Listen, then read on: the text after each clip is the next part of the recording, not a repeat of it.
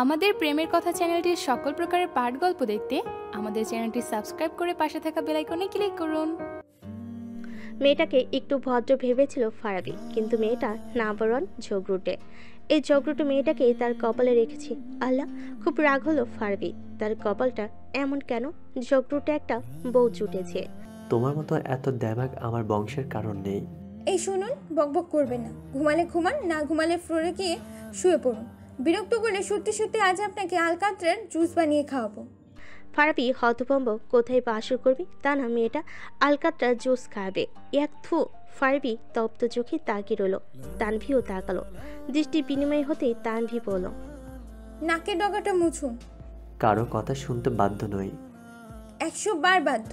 যার ইচ্ছে সেই মুচুক। মুছবেন নাকি অন্য ব্যবস্থা করব? ফারাবি পাত্তা দিল না। জগরুট মেয়েটার কথা শুনে অহেতুক নাক মুছবে কেন? আজব। ফারাবিকে নির্লিপ্ত দেখে তানভি জোর করে শাড়ির আঁচল দিয়ে নাকের ডগা মুছে দিল। বড্ড দুর্বল হয়ে পড়েছে এই ঘমত্ব নাকটা দেখে। নিয়ন্ত্রণ হারিয়ে কখন কোন সময় ভুলভাল কাজ করে বসে তার ইয়াত্তা নেই। চিকচিক করছিল হীরক চূর্ণ পাথরের মতো, কিন্তু সেটা তো এই আনরোমান্টিক আলকাত্রার ড্রামাটাকে বুঝতে দেওয়া যাবে না, নয়তো নাকটা আরও উঁচু হয়ে যাবে অহংকারে। ফারাবি হতভম্ব হলো তানভীর কাণ্ডে। আচমকা তানভীকে কাছে টেনে আনলো।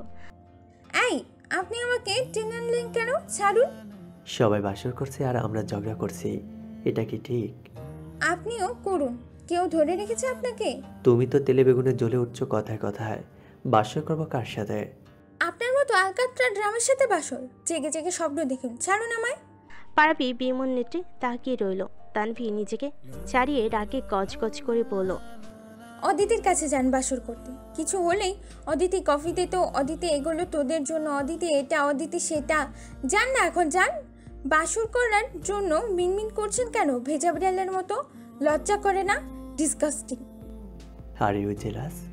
আপনি জেলাস। অদিতি আমার বোন, একদম বাজে কথা বলবে না।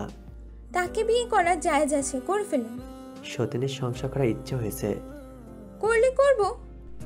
মুখ মলিন করে ফারাবি শুয়ে পড়ল। সবার বাসর হলো, তার বোধই হবে না। খুবই দুঃখজনক ব্যাপার। দীর্ঘশ্বাস পেল। সারা রাত ছটফট ছটফট করলো এপাশ ওপাশ হয়ে। তানভী নিশ্চিন্তে ঘুমাচ্ছে। সারা রাত ঘোরাঘুরি করায় শরীরটা ক্লান্ত তার। কোন ধাতু তৈরি এমে আল্লাহ জানে। এত সুন্দর বউ তার পাশে শুয়ে ঘুমাচ্ছে, অথচ বাসর করতে দিচ্ছে না। কি লাভ হলো তার ভাইয়ের এত আয়োজন করে? ফারাবি হাঁসফাঁস করলো। তানভী নড়ে চড়ে ঘুমালো।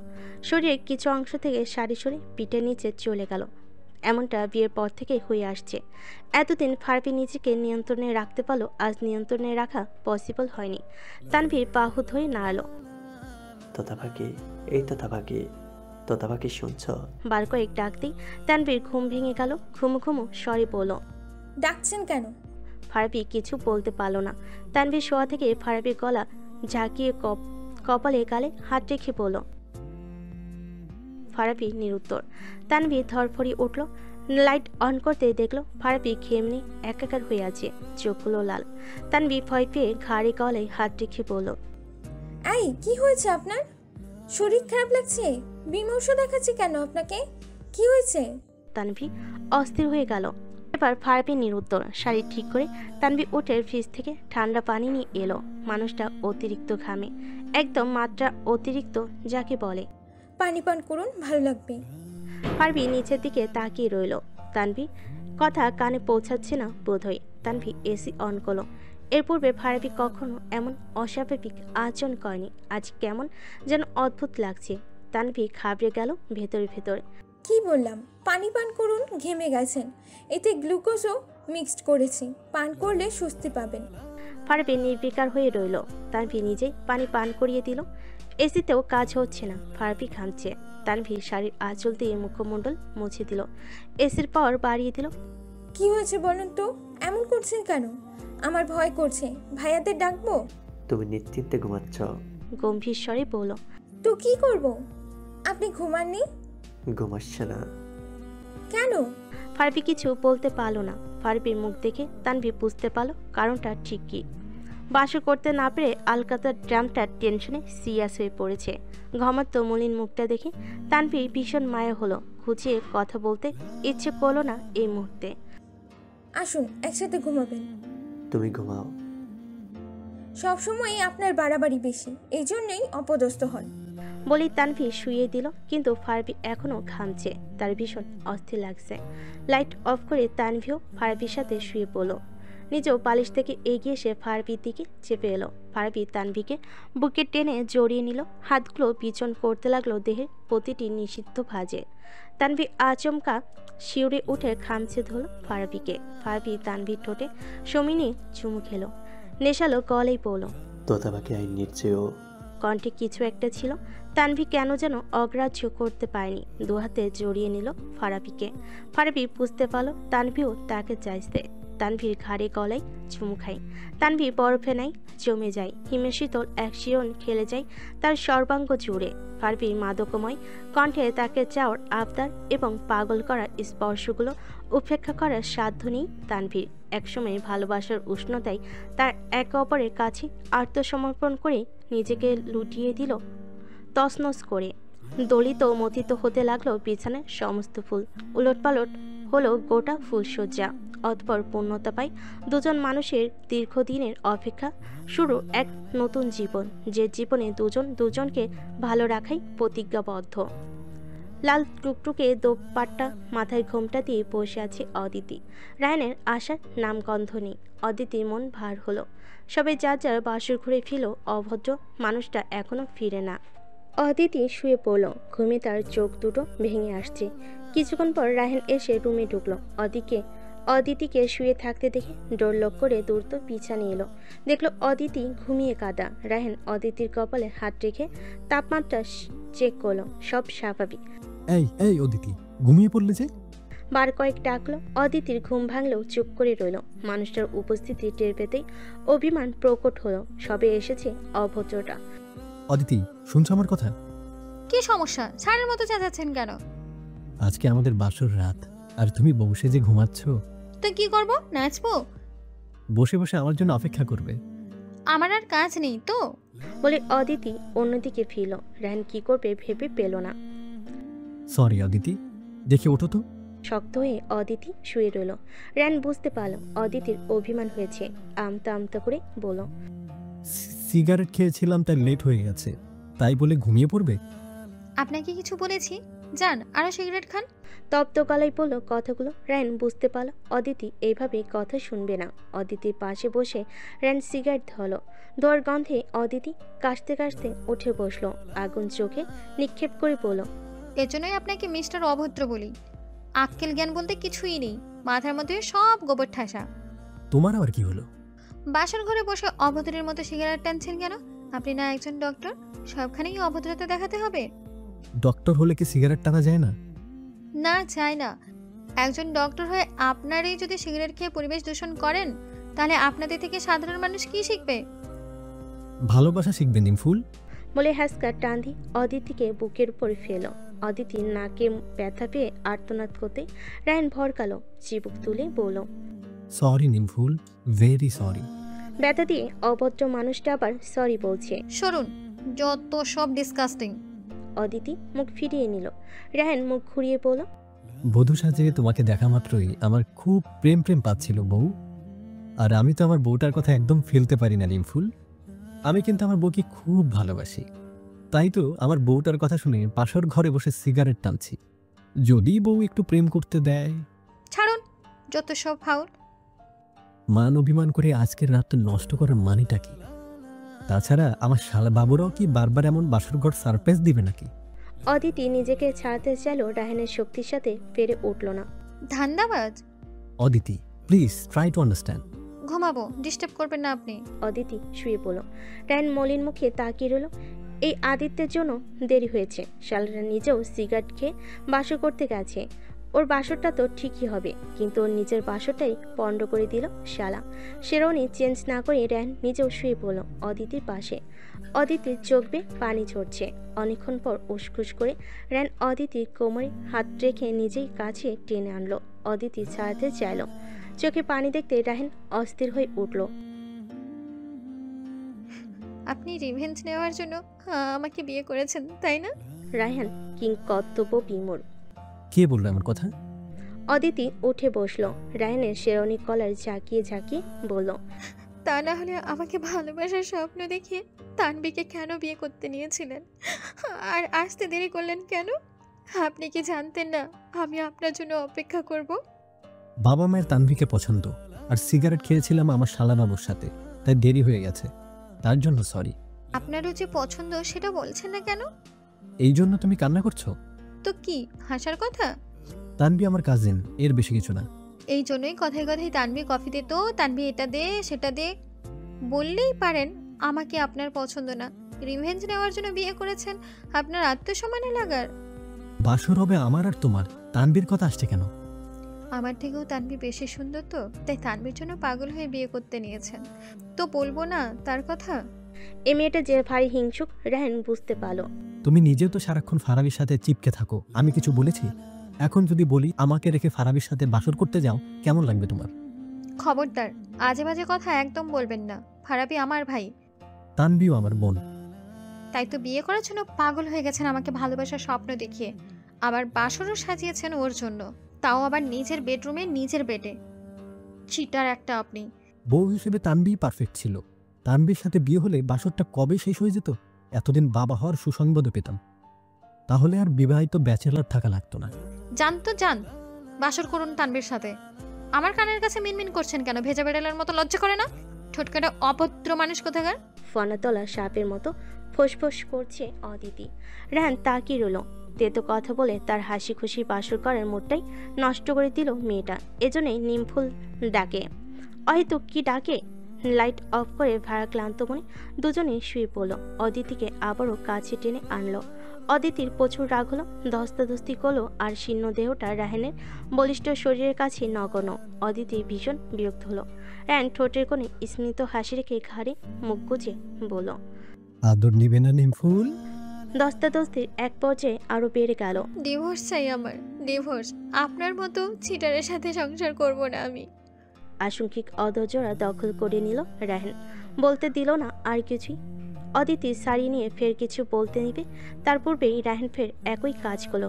অদিতি বিমোর অধৈর্যরা ছেড়ে দিয়ে বলল, অনেক হয়েছে, আর একটা কথাও না। সরি বলেছি সবকিছুর জন্য। কঠোর গলায় বলল রায়হান। অদিতি ভরকে গেল। রায়হানের কণ্ঠ কেমন অদ্ভুত লাগছে। এত তো অপরাধ করে সরি বলে সব শেষ করে দিল অভদ্র মানুষটা। বায়বীয় পদার্থে নেই ছুটোছুটি করতে থাকা অদিতি হঠাৎ করে বরফে নাই জমে গেল। রায়হান আস্তে আস্তে দোপাট্টা খুলে নেয়, এক এক করে সবগুলো গহনাও খুলে নেয়। নিজের শেরওয়ানি খুলে অদিতিকে বুকের সাথে মিশিয়ে নিল। অদিতি এবার শান্ত থাকলো, কিন্তু তার রাগ পয়নি এখনো। রায়হান বারবার চুমু খায়, কপালে গালে চিবুকে, ঘাড়ে গলায়, দেহের সর্বত্রে। অদিতি মূর্তির মতো জমে রইল। অদিতি, রেসপন্স করো। মেয়েটা জেদ চেপে রেখেছে, কিন্তু তাকে ঠিকই ভালোবাসে। রায়হান নিজেও অদিতিকে ভালোবাসে। আজ গভীরভাবে ভালোবেসে স্পর্শ করে সেটা বুঝিয়ে দিবে মেয়েটাকে। তার প্রতি জমে থাকা সকল অভিমান, অভিযোগ, অনুযোগ সব ভুল ভেঙে দিবে। দেহের প্রতিটি ভাঁজে আদুরি স্পর্শে ভরিয়ে তুলো অদিতি নিয়ন্ত্রণহারা হয়ে পড়ল। একরাশ হিমশীতল শিহরণ খেলে যায় তার সর্বাঙ্গ জুড়ে। শিউরে উঠল রায়হানের প্রতিটি আদুরি স্পর্শে। এই স্পর্শগুলো উপেক্ষা করার সাধ্য নেই অদিতির। দুজনে আরও ঘনিষ্ঠ হয়। অদিতির পেছন থেকে রায়হান নিজের সাথে জড়িয়ে নেয় আরও গভীরভাবে। চুল সরিয়ে ঘাড়ে গলায় ফের মুখ গুজে, সেখানেই পরপর ঠোঁট ছোঁয় বার কয়েক। প্রিয়তম পুরুষের অবাধ্য স্পর্শে অদিতি বিদ্যুৎ স্পষ্ট ব্যক্তির মতো বারংবার কেঁপে ওঠে। শক্ত মুঠো করে খামচে ধরল রায়হানের বুকের দিকটায়। রায়হান হঠাৎ অদিতিকে ছেড়ে দেয়। অদিতি তখন নতুন একটা অন্য জগতে বিচরণ করছে। খুলে রাখা শেরওয়ানির পকেট থেকে একটা লাল টুকটুকে গোলাপ গুজে দেয় অদিতির খোপায়। হাতের অনিমিকায় একটা রিং পরিয়ে দেয়, আর গলায় একটুখানি লকেট। অদিতি তাকিয়ে রইল। পছন্দ হয়েছে? অদিতি মাথা নাড়ালো। রায়হান অদিতির হাতের আংটির ওপর চুমু খায়।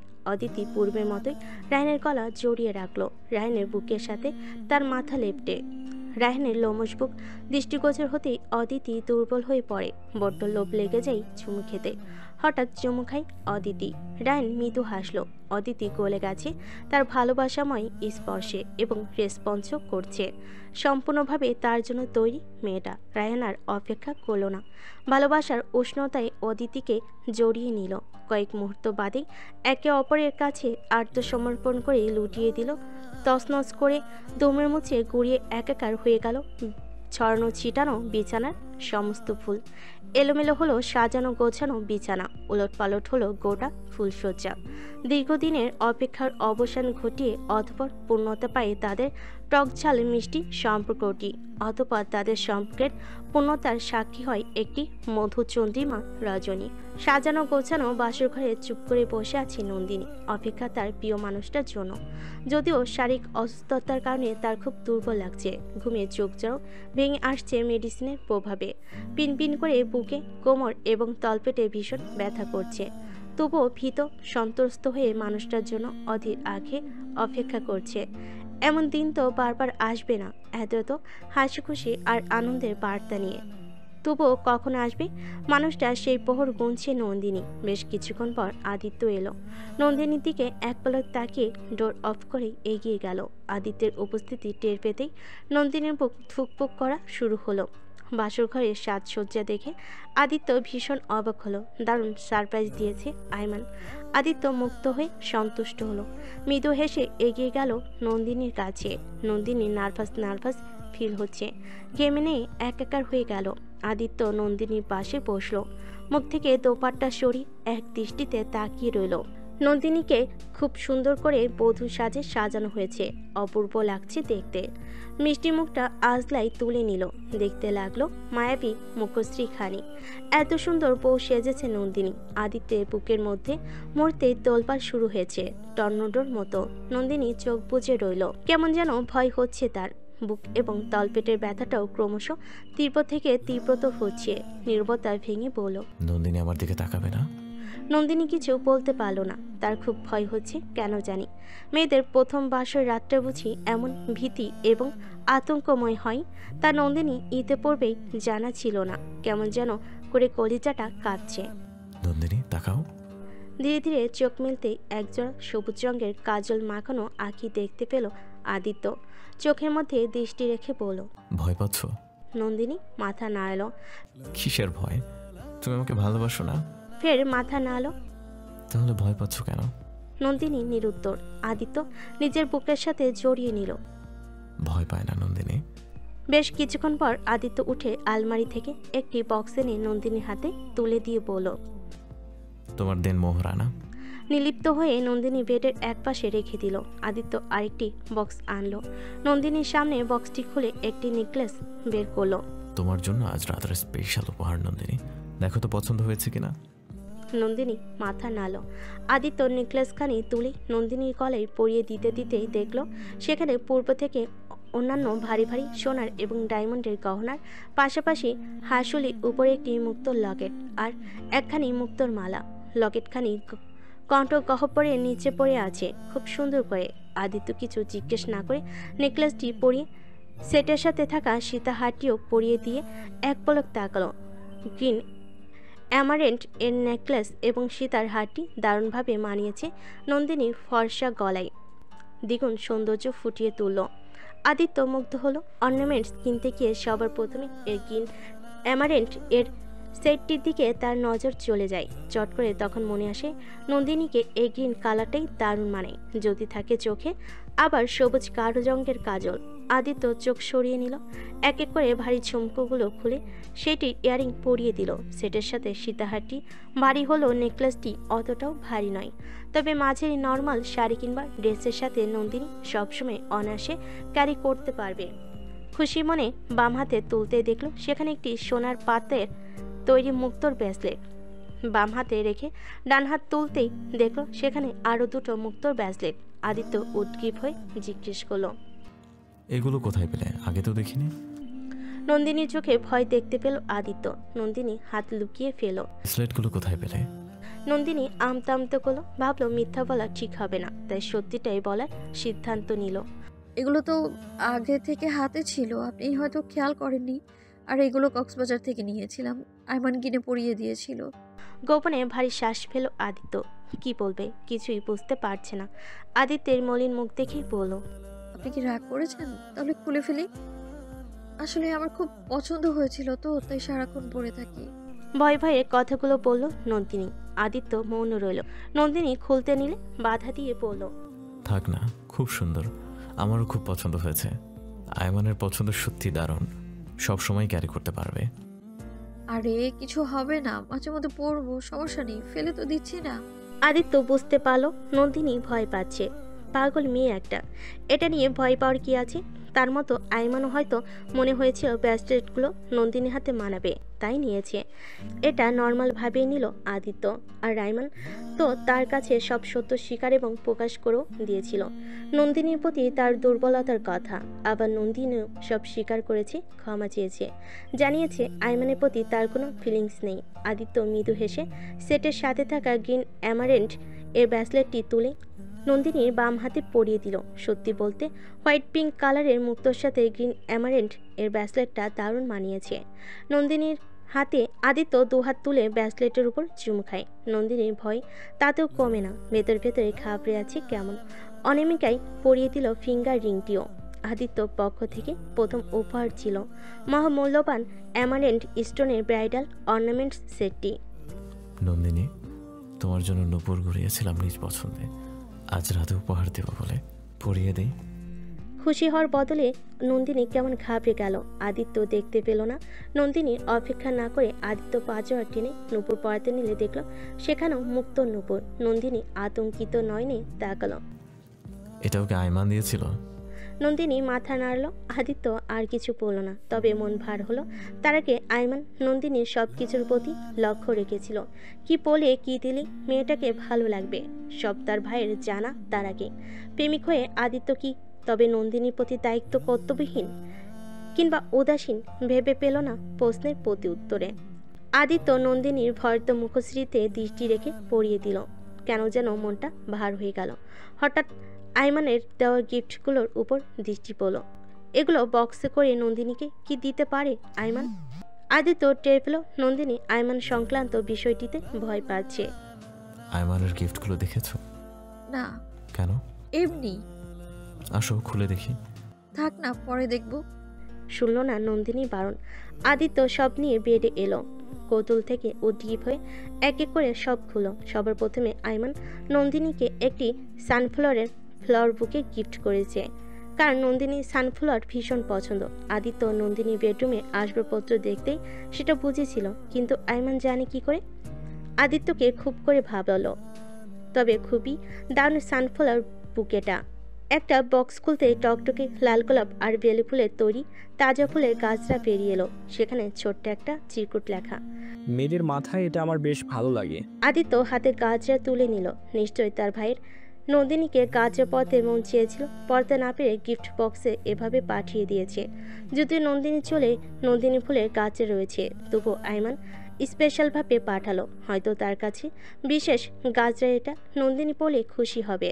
আদিত্য দীর্ঘশ্বাস পেল নন্দিনীকে হারানোর ভয়ে। নন্দিনী যদি কখনো আইমানের প্রতি দুর্বল হয়ে যায়, তাহলে মেয়েরা আবার একটু কেয়ার পেলে সেই পুরুষের প্রতি ইমপ্রেস হয়ে দুর্বল হয়ে যায়। এবার সেই পুরুষ যদি 3-4 বাচ্চার বাবা হয় তবুও, তবে সেটা কিছু কিছু নারীর ক্ষেত্রে। নন্দিনীও কি কখনো এমনটা করবে? মন ভার হলো আদিত্যের। আয়মান গাজরা দিয়েছে, আসো পরিয়ে দিই। নন্দিনী কাছে এগোতে আদিত্য ক্লিপ দিয়ে পরিয়ে দিল চুলে। বাহ, দারুণ লাগছে নন্দিনী ফুল।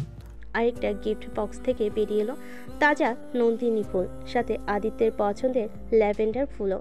সেখানে একটি চিরকুট, তাতে লেখা, তুমি যদি লাকি হও তাহলে এই বাক্সটা আজ রাতে তোমার হাতে আসবে, খুলে দেখবে।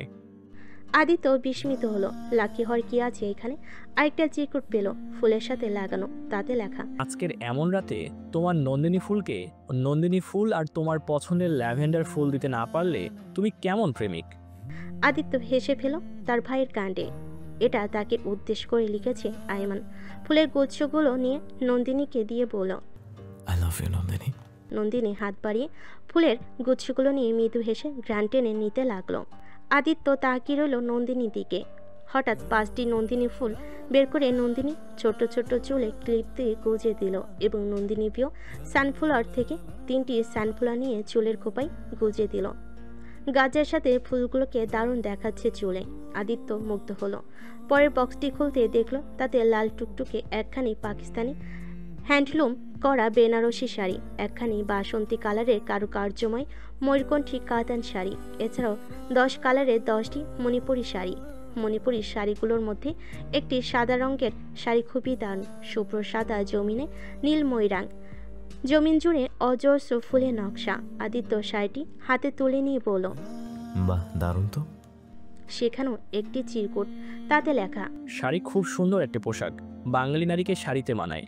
শাড়িগুলো দেখা মাত্রই পছন্দ হয়ে গেল, ভাবলাম ঝিনুকমালাকে পরলে দারুণ মানাবে। আদিত্য চমকালো। ঝিনুকমালা? নন্দিনী কেঁপে উঠল। আদিত্য নিশ্চয়ই রাগ করবে এবার, কেন যে আইমান এসব দিতে গেল, আবারও সিক্রেট নামটাও বলে দিয়েছে, এবার কি হবে? ভয়ে ভয়ে মুখের দিকে তাকালো। আদিত্য গম্ভীর হয়ে রইল। নন্দিনীর মুখ এখনো ভয়ার্ত, চোখে মুখে রাজ্যের ভয়। আদিত্য চতুর্থ বক্সটি খুলতে দেখল সেখানে একটি সোনার নকশা কাটা গোল পাত্র, ঢাকনার উপরে একটি ময়ূরের পালক। আদিত্য বিচলিত হয়ে ঢাকনাটি তুলতেই দেখতে পেল সোনার পাতে মোড়ানো শ্যাওলা রঙের গোল পাথরের একটি ফিঙ্গারিং। তবে এই মহামূল্যবান পাথরের চারপাশে ছোট ছোট ডায়মন্ড স্টোন দিয়ে নকশা করার কারণে অদ্ভুত সুন্দর লাগছে রিংটি। ওরা দুজনেই অবাক হলো। এত দামি গিফট আইমান অদিতিকে রেখে নন্দিনীকে গিফট করলো কেন? ভাবতে লাগলো দুজনে। তবে আদিত্য বুঝতে পারলেও নন্দিনী বুঝতে পারেনি। সেই পাত্রের মধ্যে একটি চিকুট, তাতে লেখা, চাঁদের আলোয় উদ্ভাসিত হোক তোমার জীবনের প্রতিটি মুহূর্ত। চিকুট রেখে বলল, রিংটা পরিয়ে দেয়? না না, লাগবে না। আদিত্য হাত তুলতেই দেখতে পেল সেখানেও মুক্ত ঋণ। আদিত্য আর পারল না, রেখে দিল সোনার নকশা কাটা পাত্রটিতে। সবশেষে পঞ্চম বক্সটি খুলতে বেরিয়ে এলো আরও একটি সোনার খাঁজ এবং নকশা কাটা পাত্র, তার মধ্যে সমুদ্রের অন্তরে লুকিয়ে থাকা সম্ভার, যেমন ঝিনুক, শঙ্খ, প্রবালের উপর সোনার নানান ডিজাইন করা গয়না, সোনার দুল, গলার হার, হাতের রিস্ট চেন, সোনার ফুলের রেণু দিয়ে শঙ্কার উপর সোনার কলকার অলঙ্কার ছাড়াও ঝিনুক, অরিজিনাল মুক্তোর অনেকগুলো ফিঙ্গারিং, বেশ কয়েকটা হার, লকেট, ব্রেসলেট রয়েছে। বাক্সটি রেখে দিয়ে বলল, মাঝে মধ্যে এগুলো পইরা। অবশেষে 6 নম্বর বক্স, বড় বক্সটি খুলতে দেখলো তাতে বিভিন্ন কালার এবং ডিজাইনের বাক্স ভর্তি বাবলের বোতল, পাইপ দেওয়া। নন্দিনী তা দেখতে বিস্ময় বিমূঢ়। এত এত বাবল কেন দিল আইমান? সে কবে ওড়াবে এগুলো? বাবলের বক্সের মধ্যে একটি চিরকুট, তাতে লেখা, শুধু তোমার জন্য ঝিনুকমালা। আদিত্য সব গুছিয়ে রেখে দিল। আইমান দিতে পারে কারণ নন্দিনী তার ভাবিকে উপহার দিয়েছে, এটা স্বাভাবিক। আদিত্য সব রেখে নন্দিনীর পাশে বসলো। গাজরাটা পরার কারণে দারুণ দেখাচ্ছে। চোখে আবার কালো কাজলের পরিবর্তে সবুজ রঙের কাজল দেওয়া, এই কাজলে মেয়েটাকে মারাত্মক মারে। ভয়ে ভয়ে নন্দিনী জিজ্ঞেস করলো, আপনি কি রাগ করেছেন? কেন? নন্দিনী কিছু বলতে পারলো না। আইমান এত কিছু না দিলেও পারতো। আদিত্য এখন কি ভাববে তাকে? নন্দিনী কেমন যেন লাগছে। নন্দিনী, একটা কথা বলি। বলুন। তুমি আমাকে আজও ভালোবাসি বলনি? মাথা নুয়ে ফেলো নন্দিনী। আদিত্য কাছে টেনে আনলো, কপালে বেশ কয়েকটা চুমু খেয়ে বলল, আমি বহুদিনের প্রতীক্ষায় রয়েছি নন্দিনী, শুধু তোমার হৃদয়ে আমার জন্য জমাকৃত কথাগুলো শুনতে। আমি ভীষণ অধৈর্য হয়ে উঠেছি শুধু তোমার মুখে প্রতীক্ষিত সেই শব্দটি শুনবো বলে, যা শুনে আমার অতৃপ্ত হৃদয় তৃষিত হবে নন্দিনী। আজ তোমার এই মৌনতা আমার বেহায়া হৃদয়টা একদম মানবে না, বুঝছো? হার মানতেই যে হবে তোমায় নন্দিনী। নন্দিনীর শ্বাস ঘন ঘন হয়ে এলো। কিভাবে বলবে সুপ্ত হৃদয়ের জমাকৃত অব্যক্ত কথাগুলো? পারবে না সে, লজ্জায় মরে যাবে। নন্দিনী মুখ লুকালো আদিত্যের বুকে। লজ্জায় তার কান থেকে সারা মুখশ্রী গরম হয়ে রক্তিম আভা ছড়িয়ে পড়েছে। হৃদয়ে যদি আমাকে তুমি স্থান দিয়েই থাকো, তবে এত বাধা কিসের বলো? তোমার ওই লজ্জার প্রাচীরটা আজ তোমায় ভাঙতেই হবে। সময় বিলম্ব না করে আমাকে ভালোবাসি বলে দাও নন্দিনী। নন্দিনীর অস্থির অস্থির লাগছে। আদিত্য বুঝতে পারল তার কাছে এলে মেয়েটা অল্পতেই নার্ভাস হয়ে পড়ে। নিষ্প্রভ কণ্ঠে বলল, মনের বিরুদ্ধে কিছুই করার প্রয়োজন নেই নন্দিনী, তুমি সময় নিতে পারো, তবে সেটা আজ রাত্রকই। নন্দিনী মিনমিন করে বলল, সব কথা মুখে না বললে কি হয় না? চিবুক তুলে বলল, একদম না। কিছু কথা বুঝে নিতে হয়।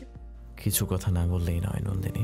নন্দিনী খুব লজ্জা লাগছে ভালোবাসি কথাটা বলতে, কিভাবে বলবে, তার অভ্যাস নেই এসবে। নন্দিনী কেন বুঝো না?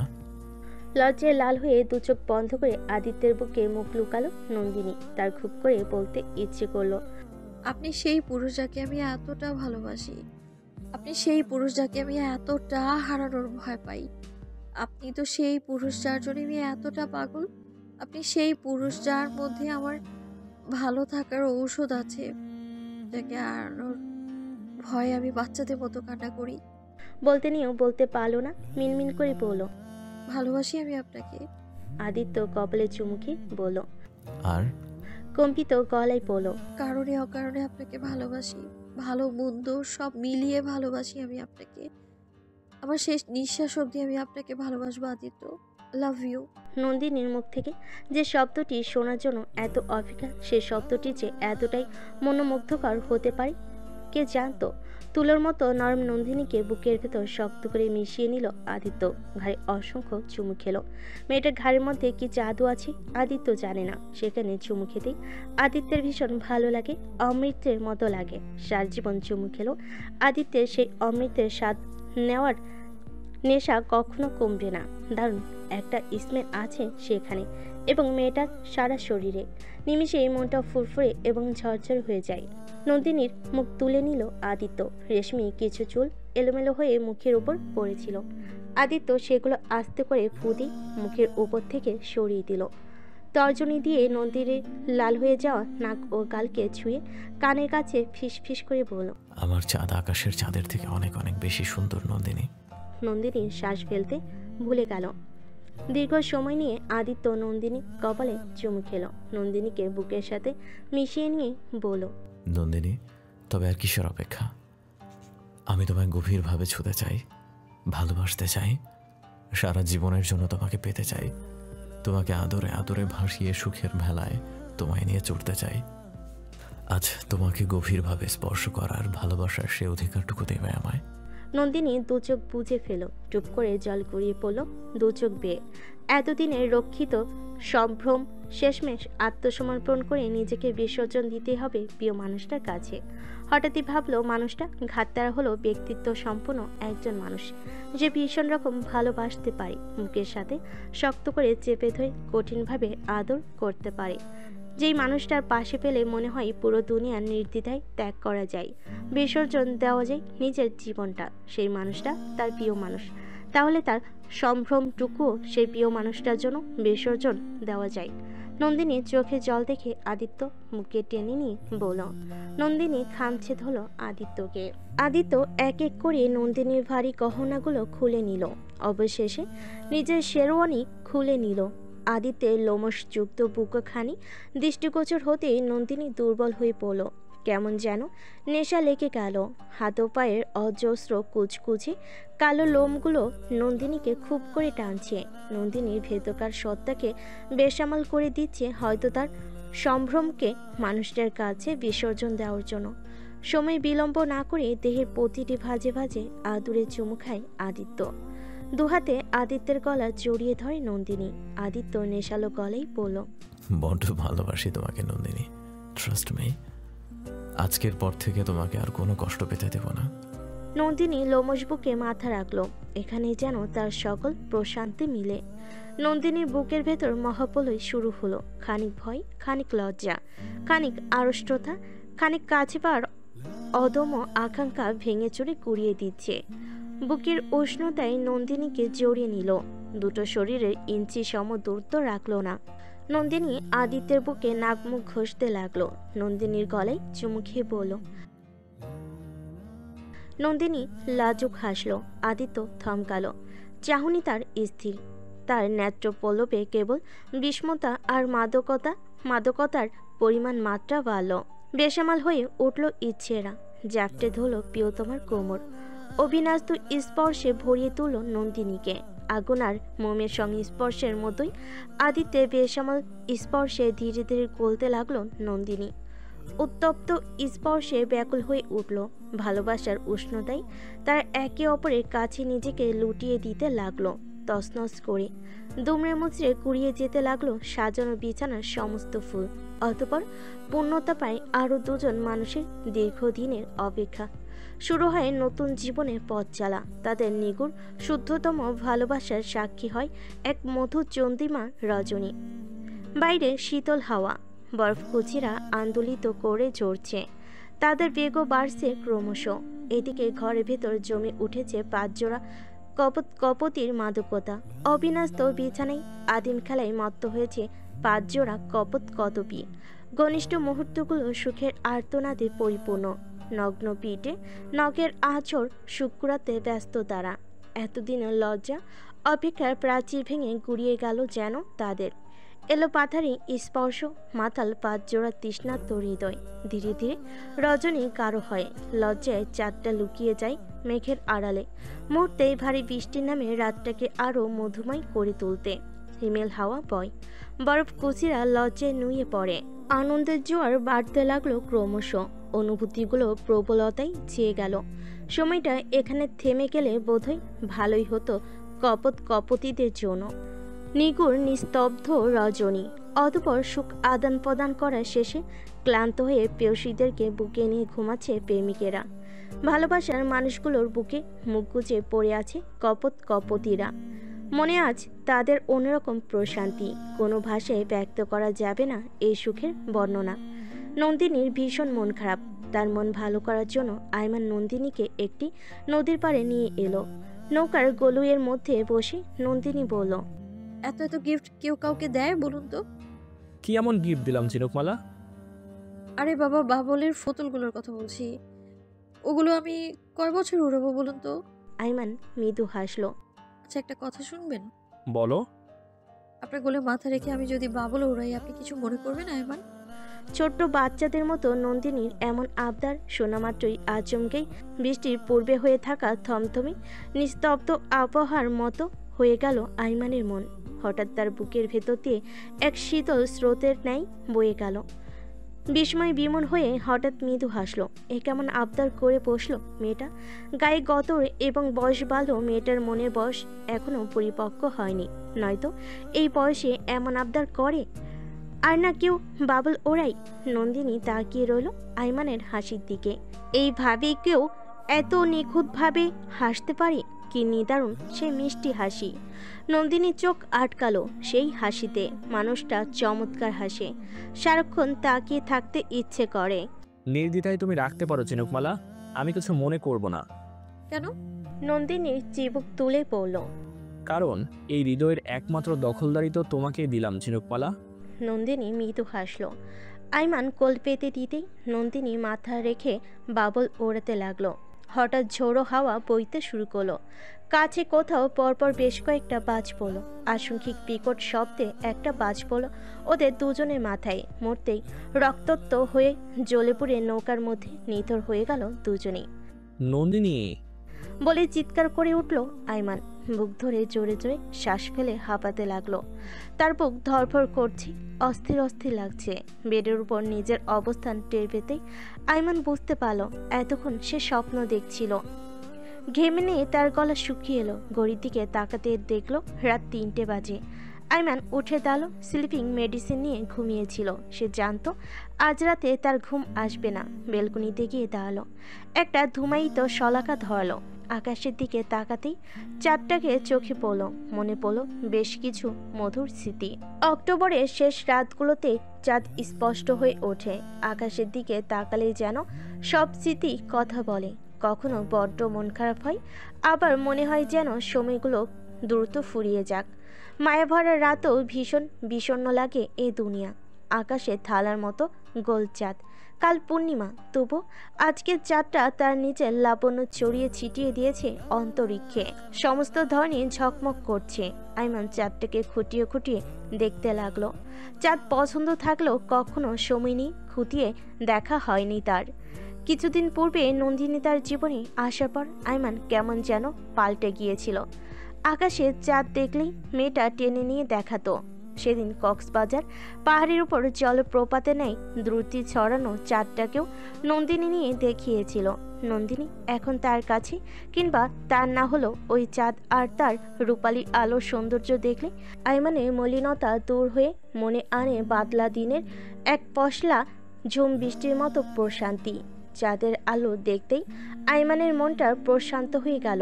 মনে হচ্ছে চাঁদের মধ্যে নন্দিনী লুকিয়ে রয়েছে। আইমান অন্যমনস্ক হয়ে ধুমায়িত শলাকা টানায় মনোযোগ দিয়ে কিছু একটা ভাবতে লাগলো। আর নন্দিনী যে স্মৃতিগুলো নজরবন্দি করেছিল সেগুলো চোখের সামনে ভাসতে লাগলো। হঠাৎ তুষার বৃষ্টি শুরু হলো। আইমান তাকিয়ে রইল এক দৃষ্টিতে। আচমকা মনে পড়ল একটি স্মৃতি। সেদিন মেয়েটা তার বুকে চুমুখে তোলপাড় করে দিয়েছিল বুকের ভেতর। আর কেউ পায়নি এমন।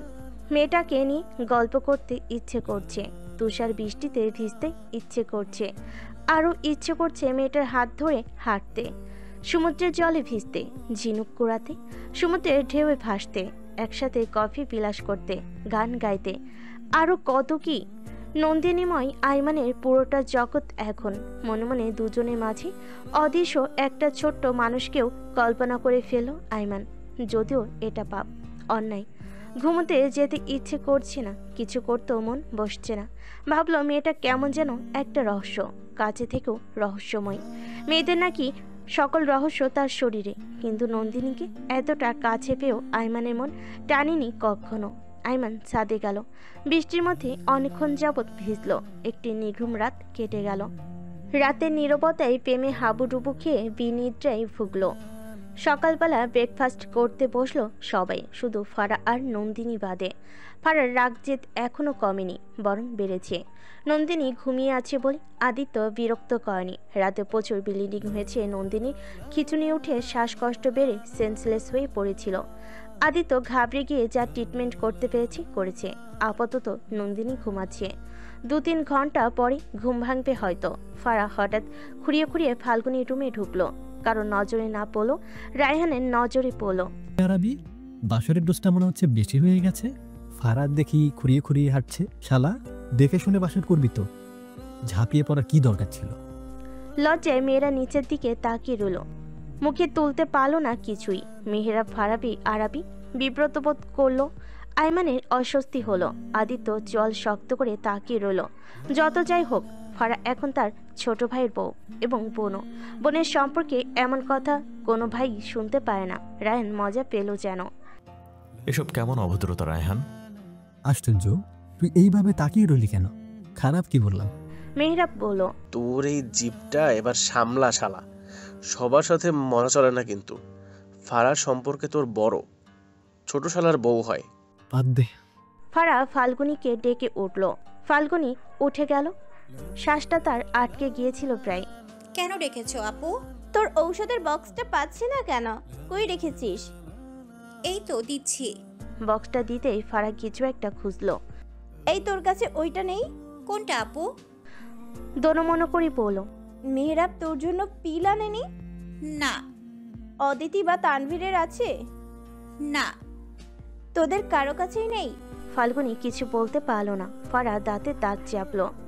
ওই শয়তানটা তার কাছে আমাকে আটকানোর জন্য প্ল্যান করেছে। কিছুতেই হতে দিব না এটা।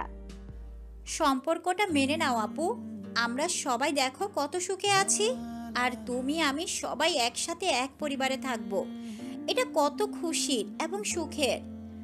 আরাবি ভাইয়া তোমায় অনেক ভালোবাসে আপু। তাকে বুঝতে চেষ্টা করো। আর একবার জ্ঞান দিয়েছিস তো থাপ্পড় খাবি। সামনে থেকে ভাগ। ফারা চলে গেল। ফাল্গুনির চোখে জল এলো। তারা সবাই একসাথে রয়েছে। কত সুন্দর একটা পরিবার। কিন্তু ফারা সবসময় দূরে দূরে থাকে, মিশতে চায় না নিজ থেকেই। বোন হয়ে বোনের এসব দেখতে ফাল্গুনির খুব কষ্ট হয়। ব্রেকফাস্ট সেরে সবাই হসপিটালে চলে গেল।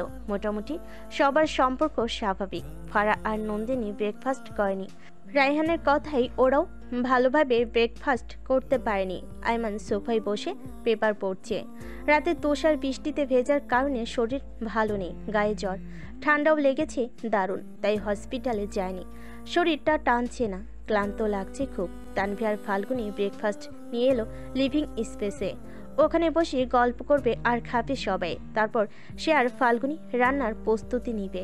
অদিতি নন্দিনীকে লিভিং স্পেসে নিয়ে এলো। নন্দু ভাবি তুমি সবাই বসো, আমি ফারা ভাবিকে ডেকে নিয়ে আসি। দাঁত বের করে বলল অদিতি। তানভীর দিকে তাকিয়ে বলল, এখন আমরা 3টা ভাবি আছে, 2টা ভালো আর একটা শাকচুনি, দেখতে ঠিক পেতনির মতো। তানভীর চোখ কপালে তুলে তাকিয়ে রইল। এটা তাকেই বলেছে এই অদিতি, সেও দেখে নেবে, দাঁড়া। নন্দিনী আর ফাল্গুনি হাসলো দুজনে কাণ্ডে। তানভীর বলল, দেখলি ছোট ননদিনী, অদিতি 3টা ভাবি পেল আর আমি 3টা ননদিনী পেলাম। তবে একটা ননদিনী ডাইনি, কুটনি, রাক্ষসী। তুই এটা আমাকে বলেছিস তাই না? কাকে বলতে আমার বইই গেছে। অদিতি ফাটার ডোরে নক করে তানভীরকে বলল, আমাকে এসব বলেছিস না, দাঁড়া এইবার তোকে আচ্ছা মতো জ্বালাবো, বুঝেছিস? সে আর বলতে। ফাল্গুনি বলল, তানভি তুই কিন্তু সেই সাথে দুটো যাও পেলি, আমি আর অদিতি কিছুই পেলাম না। ভালোই হয়েছে, অদিতির মতো একটা ডাইনি ননদ থাকলে জীবনটা তেনা তেনা হয়ে যেত। তোমার ননদিনী, শুক্রিয়া করো, ভালো করেছিস। ফারাকে ধরে আনলো অদিতি। মেয়েটা মিশতে চায় না, খাওয়া দাওয়া করে না ঠিক মতো। সোফায় বসলো দুজনে। ফারা রেগে আছে আরাবির উপর। অদিতি কানে কানে বলল, ভাবিপু একটা কথা শুনবা? কি? মিস্টার অভদ্র রায়ান কি বলেছে ওই শয়তানটা? অদিতি দাঁত বের করে হাসলো। বলবো না। বল বলছি। না। তাহলে আমি গেলাম। আরে বলবো তো, যাচ্ছ কেন? বসো। ফারা বসতেই অদিতি কানে কানে ফিস ফিস করে বলে দিল কথাটা। লজ্জায় ফারার মুখটা লাল হয়ে উঠল। আসতো একটা খারাপ ওই রাহানটা, অসভ্য একটা, ঠোঁট কাটা গরুর ডাক্তার, ছাগলের ডাক্তার, গাধার ডাক্তার, হনুমানের ডাক্তার। হেসে উঠল ওরা সবাই। নন্দিনী বুঝতে পারল না ব্যাপারখানি কি, তাকিয়ে রইল ওদের দিকে। এটা সিক্রেট কথা। অদিতি বলতে নিলে ফারা লাজুক মুখে বলল, এই না। অদিতি শুনিনি, ফিসফিস করে বলে দিল। ফারা রেগে মেগে বলল, তুই ওই অভদ্র রায়হানের সাথে থেকে অভদ্র হয়ে গেছিস অদিতি। নন্দিনী বলল, অভদ্র মানুষটার গায়ের বাতাস লেগেছে। নন্দিনীর কথায় সবে হেসে উঠল। পেপার সরিয়ে আয়মান এক পলক তাকালো নন্দিনীর দিকে। মুহূর্তে মাথাটা গরম হয়ে গেল। নন্দিনীর আজ আবারও একদম হাঁটু বরাবর একটি হোয়াইট প্রিন্সেস ফ্রক পরে আছে। ধবধবে ফর্সা হাঁটুগুলো বের হয়ে আছে। ওয়াক্সিং করার কারণে আরও ধবধবে ফর্সা দেখাচ্ছে। আইমান চোখ সরিয়ে নিল। ফারাও শাড়ি পরেছে, অদিতিরা 3জনও শাড়ি পরেছে, কিন্তু নন্দিনী এটা কি করলো? আইমানের মাথাটা উত্তপ্ত হয়ে জ্বলছে। ভাইয়া কফি নিন। তানভি এগিয়ে দিল কফি। আইমান পেপার রেখে কফিতে চুমুক দিয়ে বলল, ড্রেসটা তোমাকে কে দিয়েছে নন্দিনী? আদিত্য। খুব সুন্দর, সবার সাথে ম্যাচিং করে আজ শাড়ি পরতে পারতে। তোমায় শাড়ি গিফট করেছিলাম। হ্যাঁ শাড়িগুলো খুব সুন্দর, কিন্তু উনি যাওয়ার সময় বলেছিলেন এটাই যেন পরি। আইমান আর কিছু বলল না। তার ভাই যেখানে পড়তে বলেছে সেখানে সে কি করবে? তবে বাসি এসব না বলে ভালো হয়। কতগুলো পুরুষ তার একটা অ্যাপার্টমেন্টে। নন্দিনী এইভাবে চলাফেরার কারণে যে কারোরই চোখে পড়বে। কোনো পুরুষই সাধু সন্ন্যাসী নয়। আর নন্দিনীর চলাফেরার স্টাইল অন্যরকম। রিক্সাওয়ালার চোখে পড়বে। চোখ পড়ল চুলের দিকে, চুলগুলো ভেজা, টুপটুপ করে মুক্তোর মতো পানি ঝরছে। আইমান ঢোক গিলে চোখ সরিয়ে নিল। আবারও তাকালো নন্দিনীর দিকে। এবার চোখ পড়ল গলার দিকে। তার দেওয়া মুক্তোর লকেট আর হারটার মাঝামাঝি একটা গ্রিন অ্যামারেন্টের নেকলেস নন্দিনীর গলায়। এই সবুজ কালারটাই নন্দিনীকে দারুণ মানে, ফুটে ওঠে শরীরের সাথে। নেকলেসটা খুব সুন্দর, কে দিয়েছে? আদিত্য। অদিতি বলল, ওয়াও কি সুন্দর। ওরা ধরে ধরে দেখলো সবাই। ফারা একবার তাকিয়ে চোখ সরিয়ে নিল। ভোর রাতের দিকে আরাবিও তাকে একটা দারুণ একটা সেট দিয়েছে। ফারা ছুঁয়েও দেখেনি। আরাবির গায়ে ছুঁয়েছে, এর জন্য আরবি তাকে আবার পানিশমেন্ট দিয়েছে। নন্দিনীর দিকে সবার দৃষ্টি। হোয়াইট কালারের কারুকার্যময়ী স্লিপনেস ফ্রক, বুকের মধ্যে অসংখ্য পার্লের কাজ নন্দিনীকে মানিয়েছে। গলায় সবুজ রঙের নেকলেসটা আরও সৌন্দর্য বাড়িয়েছে। হাতে গলায় পায়ে সারা শরীরে দামি দামি গহনা। চোখ পড়ল হাতের আঙ্গুলের মধ্যে। আদিত্যের দেওয়া গ্রিন অ্যামারেন্ট এবং রিনের কাল রাতে গিফট বক্সে করে আইমানের দেওয়া রিংটি এখন নন্দিনীর হাতে। কি মনে করে আদিত্য সকালে পরিয়ে দিয়েছিল।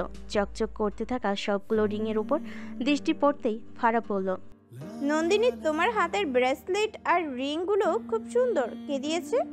নন্দিনী মৃদু হেসে বলল, গ্রিন ব্রেসলেটটা আদিত্য দিয়েছে, আর বাকি তিনটা আয়মান দিয়েছে। আর গ্রিন রিংটা আদিত্য দিয়েছে, বাকি সবগুলো আয়মান দেয়া। নন্দিনীকে এত কিছু দেওয়াই সবাই ভীষণ অবাক হলো। অদিতি এবার আয়মানকে জ্যাপটে ধরলো। সবার চাইতে তুমি নন্দিনীকে একদম বেশি বেশি দিয়েছো, আমাকেও দাওনি। বলো কেন দিয়েছো? সব বলে দেওয়াই নন্দিনীর উপর অসন্তুষ্ট হলো আয়মান। মেয়েটা সত্যি একটা বাচাল, পেটের মধ্যে একটা কণাও হজম হয় না, না বলে কি হতো না? সন্দেহের দৃষ্টিতে দেখবে সবাই। ভনিতা না করে বলো, ফার্স্ট নন্দিনী আমার ফ্রেন্ড, সেকেন্ড সম্পর্কে আমার ভাবি, আর থার্ড আমার বোনের বেস্ট ফ্রেন্ড। তাই নন্দিনী সবার থেকেও বেশি জিনিস ডিজার্ভ করে। বলেই হলো, তুমি আমাকে এইভাবে ভুচুং ভাচুং কিসা শোনাচ্ছ? আসল ঘটনা বলো। আরে বাবা থাম, ফাল্গুনি আমার রুমে একটা লাগেজ পাবি, ওটা নিয়ে আয়। ফাল্গুনি নিয়ে এলো। অদিতি নিজেই খুঁজলো। নন্দিনী, তুমি ওদেরকে একটু বুঝিয়ে দাও। ও বুঝিয়ে দেবে কেন? ওকে আর একটা জিনিসও দেবো না, সব আমার, বুঝেছো? আয়মান হেসে ফেল। তার বোনটা একটু পাগলি, একটু নয় একটু বেশি। ও পছন্দ করে কিনেছে, আমিও।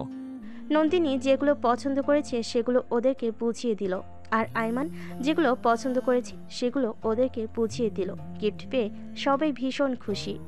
অদিতি আহ্লাদি হয়ে বলল, নন্দিনীরগুলো বেশি সুন্দর, বুঝেছো? আর ওকে তুমি সবার থেকেও বেশি দিয়েছো। তোকে পুরো দুনিয়া দিলেও হবে না, রাক্ষসী একটা। তোমার মাথা পেতনি। আব্বু যে বলে তুমি সাদা সিধা গাধা ছিলে একটা, আসলেই ঠিক বলে। আরো বেশি করে বলতে বলবো।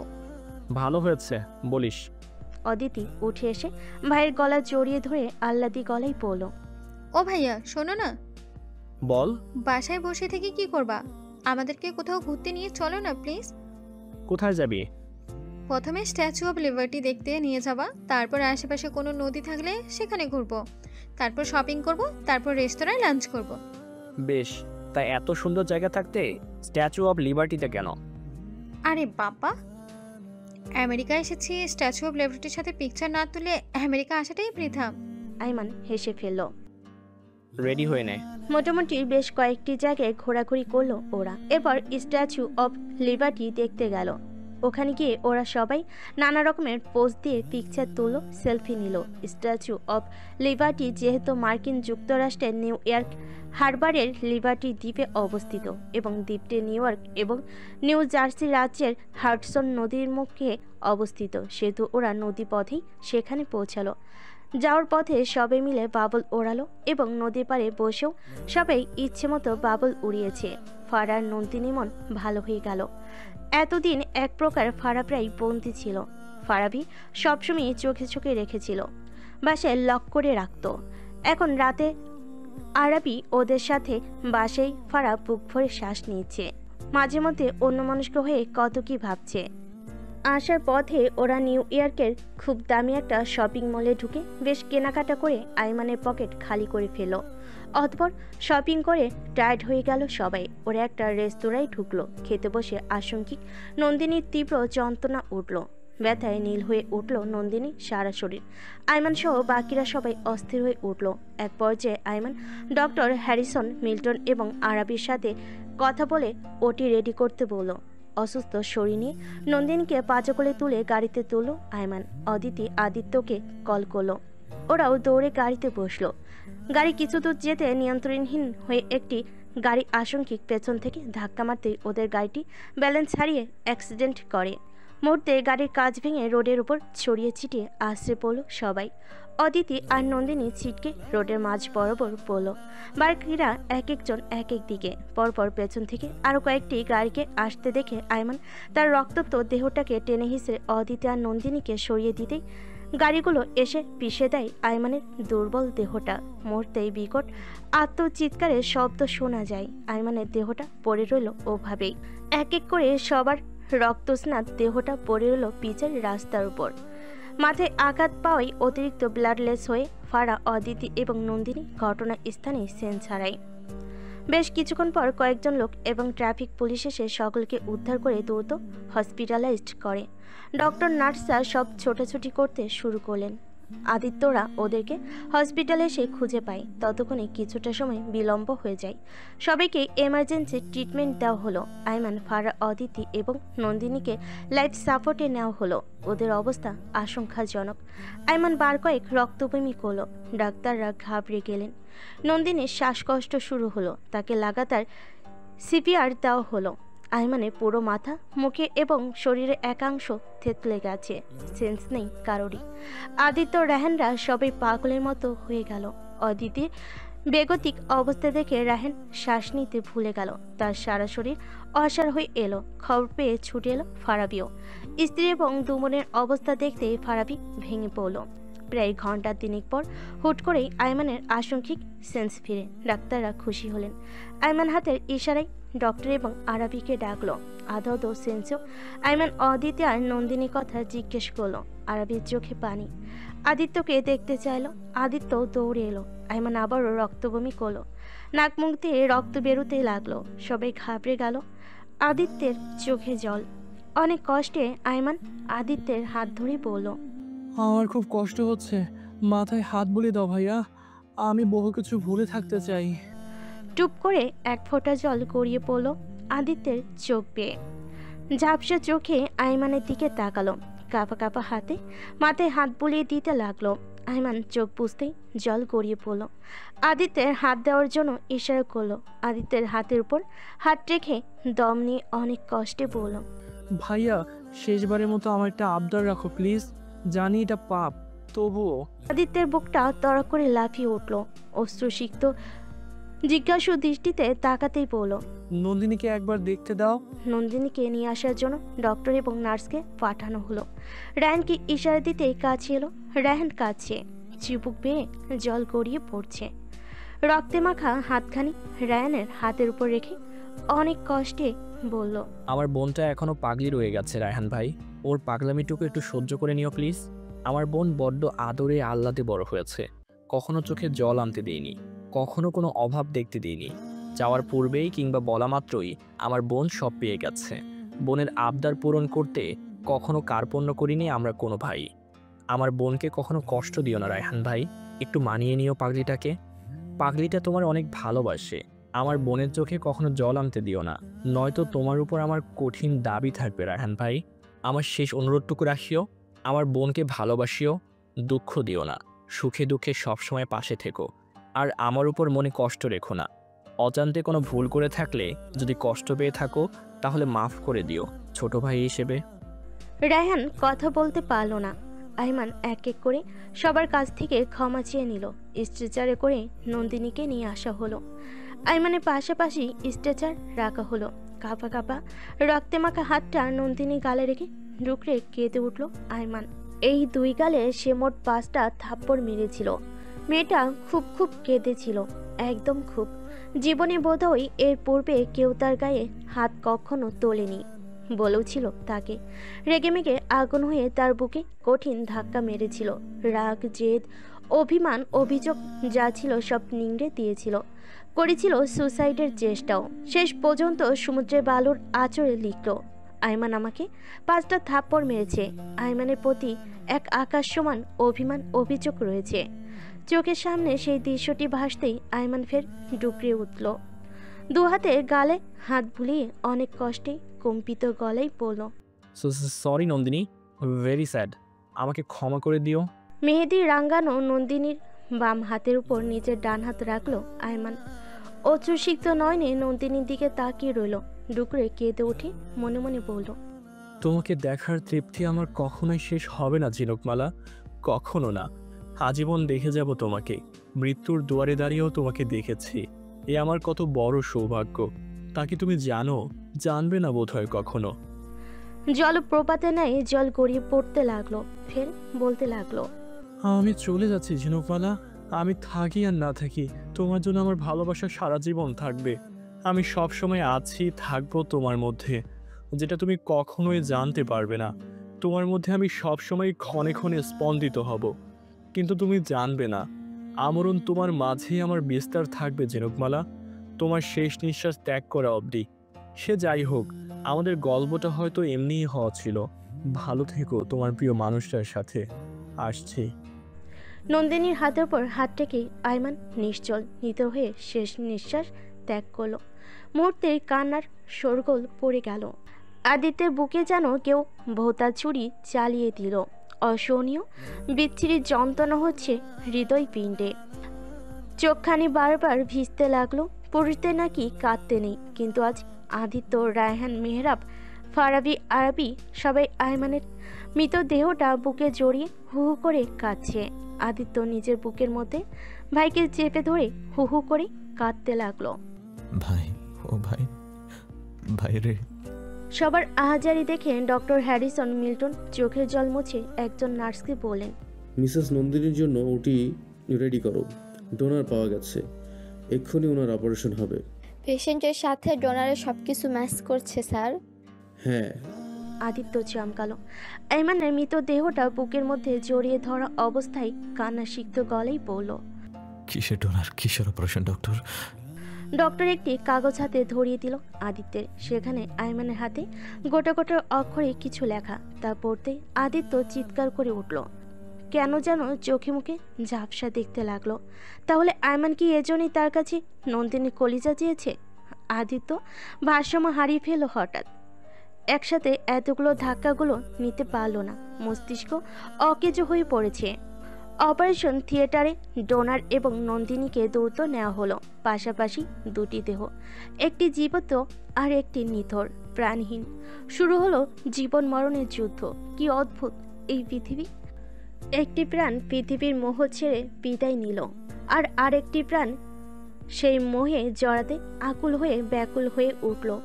কাগজে কলমে লিখিতভাবে কঠিন দাবি নিয়ে ডোনারের হার্ট এবং দুটো কিডনি নন্দিনীকে ট্রান্সপ্লান্ট করা হলো, এবং ডোনারের লিখিত দাবি অনুযায়ী নন্দিনী ড্যামেজকৃত হার্ট এবং কিডনি দুটো ডোনারের মৃতদেহে ট্রান্সপ্লান্ট করা হলো।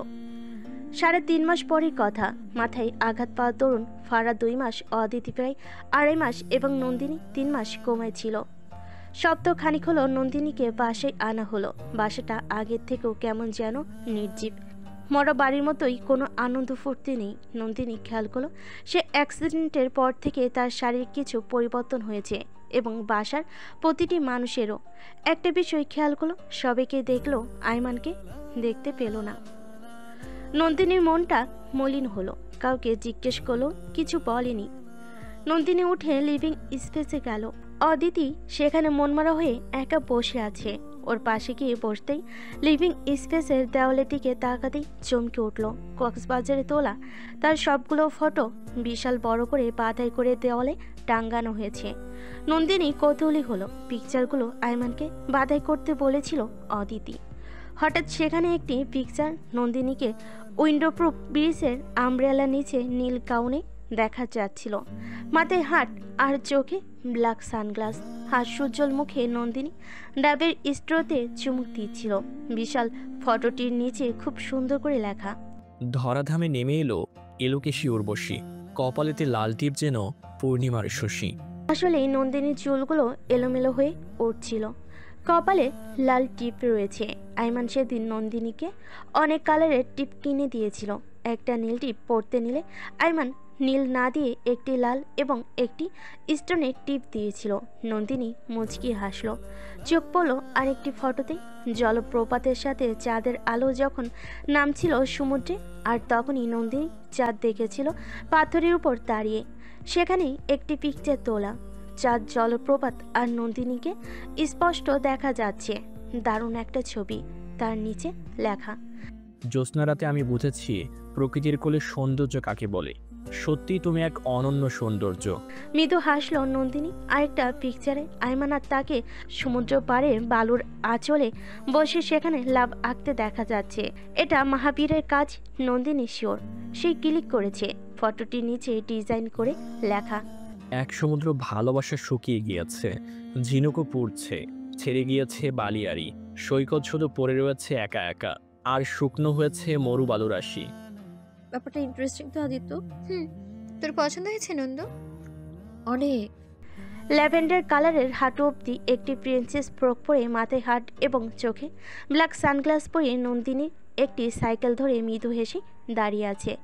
সাইকেলে ফুল ঝোট সাইকেলের ঝুড়ি ভর্তি ল্যাভেন্ডার ফুলের বেশ কয়েকটি গুচ্ছ।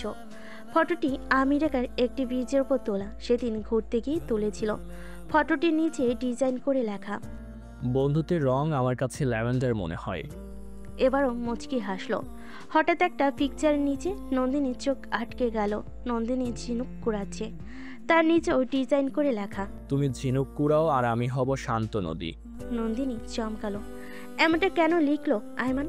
প্রতি উত্তর মিলল না। সন্ধিয়া হয়ে শেষ যে ফটোটা, সেটার মধ্যে নন্দিনী আইমানের হাত ধরে গান গাইতে গাইতে দৌড়ে সমুদ্রের দিকে যাচ্ছিল। সেটার নিচে লেখা, এই জীবনে পাওয়া শত উপহারের মাঝে তুমি এবং তোমার বন্ধুত্ব সবচেয়ে বেশি দামি ঝিনুকমালা। ফটোগুলোই হাত বুলিয়ে বলল, আইমান কোথায় অদিতি? বলতে নন্দিনীর গলা কেঁপে উঠল। অদিতি কিছু বলল না। অদিতি নিজের রুমে চলে গেল। নন্দিনী তাকিয়ে রইল। অদিতির চোখ ভেজা ভেজা দেখাচ্ছিল। মনে হলো বুঝতে পারলো না কিছু। আইমানের উপর অভিমান হলো। এতগুলো দিন হলো অথচ তাকে একবারও দেখতে গেল না। এটা নাকি বন্ধুত্ব?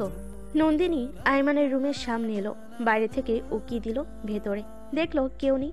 রুমটা পরিপাটি করে গোছগাছ করা। মনে হয় না যে কেউ এখন আর এখানে থাকে না। নন্দিনী কি মনে করে সাহস নিয়ে ভয়ে ভয়ে রুমের ভেতর ঢুকলো। যদি আইমান থাকে তাহলে কি ভাববে? ভাবনার মাঝে আশঙ্কিক একটা শীতল বাতাস এসে তার সারা শরীর ছুঁয়ে দিল। একটা মিষ্টি ঘ্রাণ পেল। নন্দিনী এগিয়ে গেল। আইমানও কোথাও নেই। আইমান কোথাও নেই। আইমানের ব্যবহৃত জিনিসগুলো পড়ে আছে অনাদরে। বিশাল বড় একটা বুক সেলফ দেখতেই আরও এগুলো অনেকগুলো বই দেখা যাচ্ছে, সব বিদেশি রাইটার্সদের এবং ডক্টরি বইপত্র। নন্দিনী কয়েকটা বই ঘেটে দেখলো। বইগুলো রাখতে গিয়ে হঠাৎ একটা ডায়েরি পড়ে গেল সেলফ থেকে। তুলতেই দৃশ্যমান হলো। তোমাকে আমি একটুও বুঝতে পারি না, একটুও না। তুমি যেন কেমন অদ্ভুত, অন্যরকম। বিচলিত হলো নন্দিনী। কি মনে করে কয়েকটা পাতা উল্টালো। পরপর তাতে লেখা, হয়তো তুমি তোমারই মতো, আমিও ঠিক তাই। তবু বলতে ইচ্ছে হয়, আমারও পরানো যাহা চায় তুমি তাই তাই গো। ঠিক এর নিচেই লেখা, এরপর একদিন তোমার চোখের সবুজ রঙের কাজলের প্রেমে পড়লাম। সেই থেকে পৃথিবীর কোনো সৌন্দর্য আমাকে আর মুগ্ধ করেনি, আকৃষ্ট করতে পারেনি। নন্দিনী চমকালো। সবুজ কাজল তো কারোর চোখে তেমন একটা দেখা যায় না। তাদের মধ্যে এটা বেশিরভাগ সে নিজেই পড়ে। ভাবলো হয়তো আইমানের পছন্দের মেয়েটাও সবুজ রঙের কাজল পড়তে ভালোবাসে। এত আর ঘাটলো না। আর নিচেই লেখা, পাগল তো আমি সেদিনই হয়েছি, যেদিন প্রথম তোমার চোখে সবুজ রঙের গাঢ় কাজলের লীলা খেলা দেখেছি। ওই কাজলের মতো করে তোমার চোখে লেপ্টে থাকার ইচ্ছে নিয়ে আমি বারংবার তোমাদের ডুব মেরেছি। নন্দিনী মৃদু হেসে বিড়বিড় করে বলল। আরেক পাতা উল্টাতে দেখলো তাতে লেখা, তুমি আমার না হওয়া এমন এক প্রিয় মানুষ, যাকে বুকের ভেতর 2.5 ইঞ্চি গভীরে আমি লালন করি রোজ। জানো প্রিয়, যুগের পর যুগ চলে যাবে, তবু তোমাকে না পাওয়ার আক্ষেপ আমার ফুরাবে না, আজীবন আজন্ম থেকে যাবে। তবু তোমাকে না পাওয়ার দুঃখ আমাকে আজীবন পোড়াবে। সবশেষে তুমি আমার হৃদয়ে থাকবে, আর অন্য কারো ভাগ্যে। এটাই বোধহয় নিয়তির লিখন। ভীষণ মন খারাপ হলো নন্দিনী। সে তো আইমানের কাহিনীটি একটু আধটু জানে। দীর্ঘশ্বাসের সহিত বেরিয়ে এলো, ভালোবাসা এত কষ্টের কেন? কেন মানুষ মানুষকে ভালোবেসে পায় না?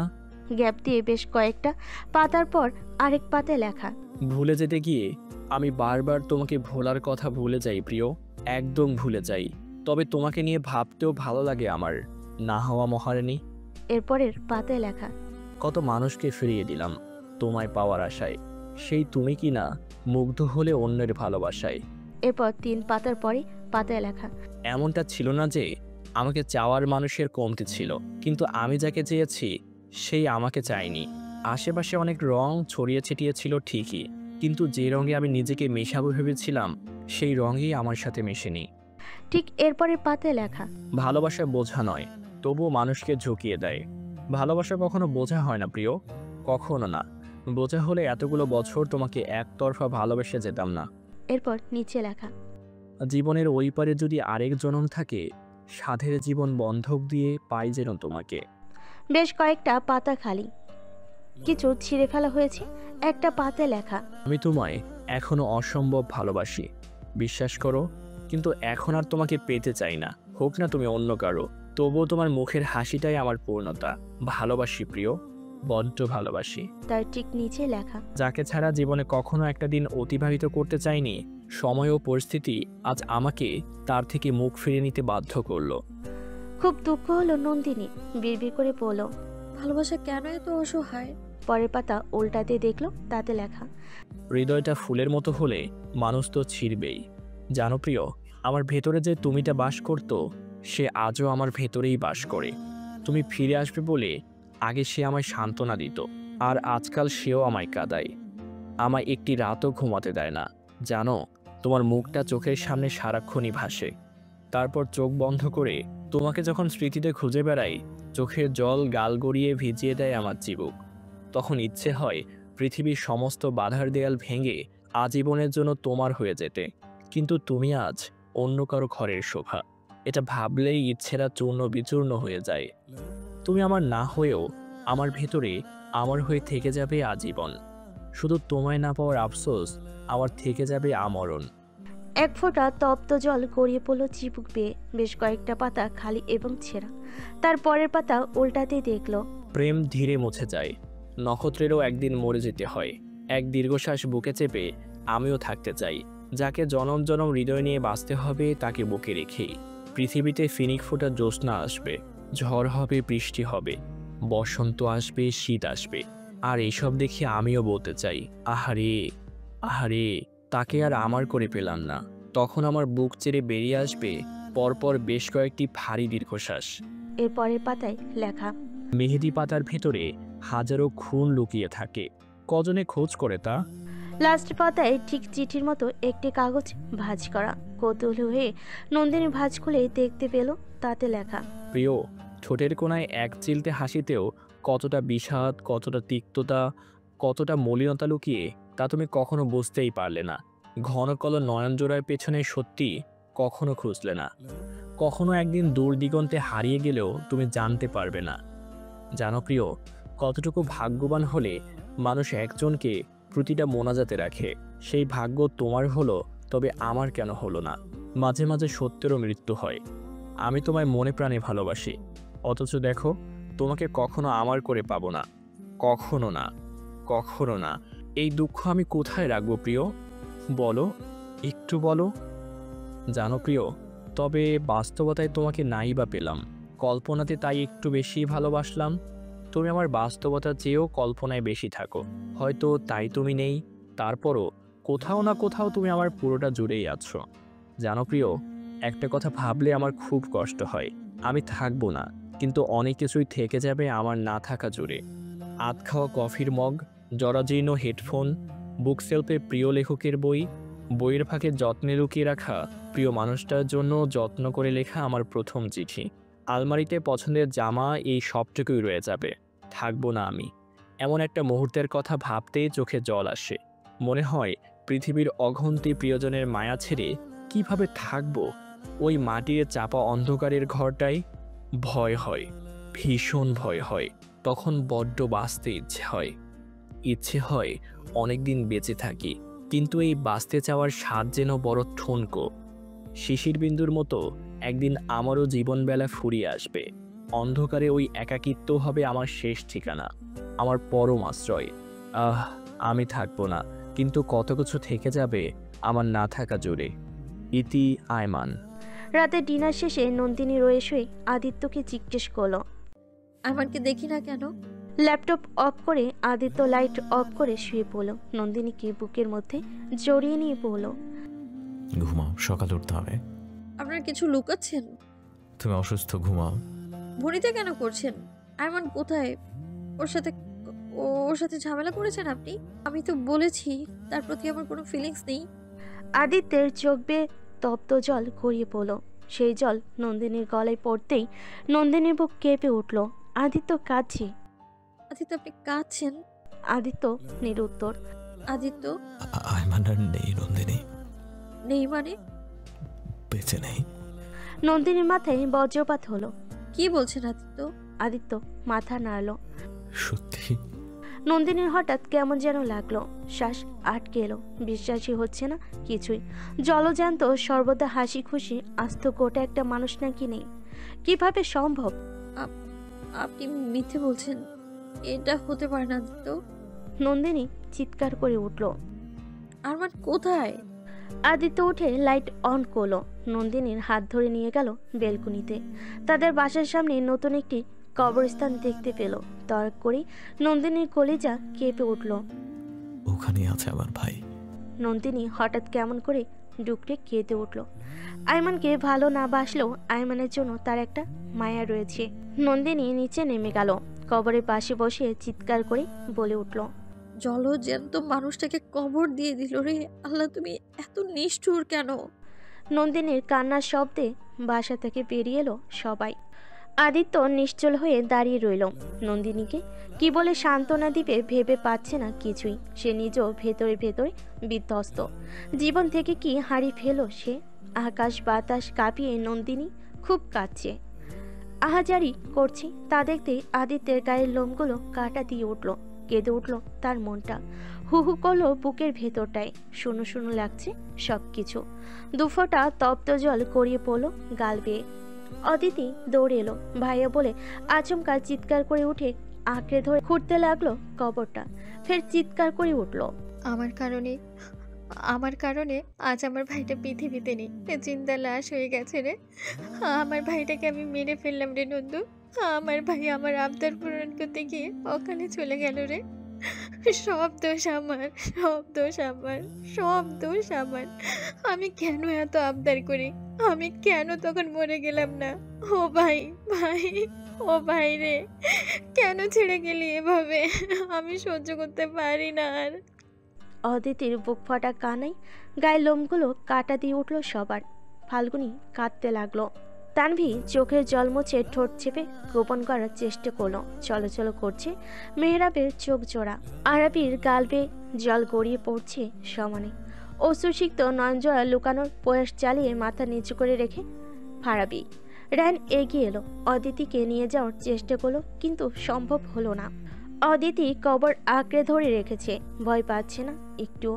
আইমানের মৃত্যুর খবর যেদিন শুনেছে তখন থেকেই অদিতি মানসিক ভারসাম্য হারিয়ে ফেলেছে।